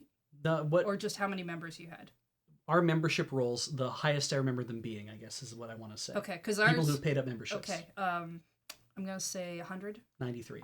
That was close. I think we've had 120 people show up one night, but 93 was, I think, our highest paid. Yeah. Great. Okay, it's 11:30. We're done. Are we? Yeah, we have to be. Okay. We're gonna. Have you welcomed subs and done all the things? Oh shit! I gotta do that. Have you told people where they can find us? This has been Play It Forward with an elongated hour-long Q&A randomness from the end of the whatever. I don't even know if Heather's gonna cut this stuff out. Nope. If you like what you saw here, guess what? You paid for it. So by watching the ads, it's part of the thing, and we'll run more ads in a minute. But if you are on YouTube watching this, you can go to our main channel at youtube.com/loadingreadyrun. Click on the subscribe if you want, but you can also just click join YouTube memberships. That'll cost you some money per month, but that is a way to financially support our channel. But you can also just go to the Patreon, patreon.com/loadingreadyrun. You can back at as little as $1. And we do get a cut of that. It's not like it all just goes to Patreon fees, but back at whatever you feel is appropriate. We do have the one tier where we give people a card every year. Or the first time they show up. First time you show up, you get a thank you. You get a thank you card from us in the mail, and I send those out infrequently because it hasn't been happening a lot. I don't send we don't check them every month. I check them I think every couple of months. So you'll eventually get your card. If you never did get a card, I guess I'm sorry about that. I don't know how to send an email to info@loadingreadyrun.com and make him deal with it. I'm about to get inundated with a bunch of emails. Yep. But yeah, Patreon is a great way to support us. You'll go there, you join another 2,600 people or so that have already done that. You'll see how much that we're making off of that. You might be like, Jesus, that seems like maybe I don't want to pay you. But that money gets spread around to everybody who works at We have at here. least 15 people working for us, and that number is probably inaccurate and low. We have over 20 people who are doing work for us, but that includes contractors and whatnot as 15 well. people at least regularly. Yeah. Definitely some extras in there. Consistently weaving in and out. It's great to be busy. It's great to be popular. It's great to be able to be putting money in people's hands so they can put food in their mouths and hopefully pay their rent and whatnot as well. We also have the moon base that we have to pay rent on and whatnot as well. Those are the main ways of doing that. Another way you can help support us is through the store. Store.loadingreadyrun.com is a place where you can buy our DVD or Blu-ray set for season 11 that you might have already backed on Kickstarter. If you did back Kickstarter and you were owed one of these and you haven't heard from us yet, go to email lurstore@pmcfulfillment.com and let them know what your backing level was on the Kickstarter, and they can help sort this out. We're trying to get all of those out to people. If you've pre-ordered, you've gotten yours. If you want to just buy them, they're there. And that's it. What we have on the store will be all we're ever going to make. I'm not making disc media ever again unless it is incredibly lucrative. And so far, it's been a pain in the ass. Europe reminder? Sorry? Europe reminder? Oh, right, exactly. To anybody in Europe, you are going to have the same trouble that Britain currently has, rather the United Kingdom has, not just Britain, in that we have to suspend shipping to you temporarily. Currently, that's been a thing with the UK since January. We are working on I have to work on other things to fix before I can fix that problem. The EU problem is the same thing. It has to do with value-added tax collection. It has to do with remittances to the EU. It has to do with remittances to the UK. We will sort that stuff out once I've sorted out something else that I have to sort out as well, and that's taking its amount of time as well. Some laws are changing. If you live in Europe, you can still make your orders, but you have till July 1st. The moment July 1st happens, you're definitely not going to be able to get in an order for potentially a while. So if you were thinking about it, maybe do it now. And if not, eventually, hopefully, everything will sort itself out sooner rather than later. Exactly. Can I do the YouTubes? Yeah, do the YouTubes. I'm going to do the Twitches, but you do the YouTubes. On youtube.com/loadingreadylive, that's where you'll find a VOD of this later, where I won't cut out anything that Beach has said that I will cut out, because I am in charge of everything. Yeah. Over at youtube.com/LRRMTG, you will find the magic stuff, including, starting today, Graham started a Crack-a-Pack thing, and I only mention that not because I'm a fan of magic, because I don't know that much about it, but I did stay up until 5 a.m. waiting until YouTube processed a thing properly so that could go live at 10 a.m. So watch it for me. You have skin in the game here. I care a lot about that one video. Watch it for me. It's about 7 minutes long, and it is literally a Crack-a-Pack. Graham cracks a pack of magic cards. In this case, it was 5th edition. The intention is to get them up, I think, twice a week. YouTube and I are mortal enemies. Also, you can find us over at youtube.com/loadingreadyrun. Yep. All right. The Twitches, I think? Yeah. I could also... Oh, right. On the store, there's the Loading Ready Run Pride t-shirt, which we are getting more back in stock. The Road Quest water bottles are currently sold out, but new stock has arrived. They just hasn't been received yet, so it's not in stock, but they are going to be in stock soon, as will new Pride shirt, or Pride shirt restock will be happening soon. Let's talk about Twitch, because if you've been watching it live, you've been watching it on Twitch. Twitch.tv/loadingreadyrun is where all the Twitch stuff happens. You can see the schedule by going to loadingreadyrun.com/live. It'll convert it to your time zone from the computer that you're currently looking at it with. Tomorrow is Crossing the Streams at 1700 hours, and then LurMTG will be on Thursday at 1400 hours. Tinker Tailor Solar Fry follows that at 1700 hours. And there will not be a Play It Forward that night because I'm done. Unless somebody else jumps in right away. So you get your office back. Won't that be nice? Friday brings us the Friday night Checkpoint Plus at 2. The very important show. We're both on it. When I see Checkpoint, sometimes I think it's the film Checkpoint thing. So Checkpoint will get filmed on Thursday. And then you can watch that teaser to our fun stream, Checkpoint Plus, where we chill and read points. Yes, read all the points over a couple of hours. And then Friday Night Paper Fight is at 1700 hours.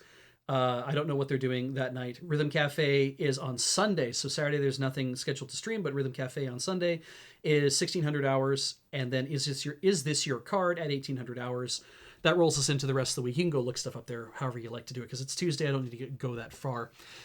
Let's talk about everybody who subscribed and gave bits tonight. And on the final episode of Play It Forward, where we play Betrayal at Krondor. New Play It Forwards might feature somebody else, but probably not this game, because who gives a shit? And probably not Beej, because its turn is out of rotation. Absolutely. I'd like to thank Kodatsky for 36 months. That's almost 3 years. E Block with 300 bits for the subscribing or the bidding. You did the bidding, whatever you were doing. E Block with another 400 bits, saying I love you, Beej, and you too, Heather, if you show up. She did. Demon Fire dropped 2,000 bits and had to go to bed, but thank you, Demon Fire. I appreciate that. Sorry you missed the ending, but I think you'll enjoy it, and I hope you enjoy the shout-out when you get here. Farabender27 with 2,200 bits. My goodness. Kathleen's reign of longest piff has ended. Long live Beej's reign for longest piff, until somebody else, of course, replaces that in the future, because it might happen. Krondor got a subscription. That's super cool, from Farabender27. What did I miss? Oh, Nigoki. I missed that. Nigoki went for 28 months. Thank you so much. Xanto69 with 50 bits. Ty Pulsar 85 with 43 months. Thank you for your resub. Foxmar's raid came in there. Rendell Loves Hayes for 54 months. Matt Wiggins raided an hour ago, which would have been at the beginning of us talking about shit. Excellent and time. I missed it.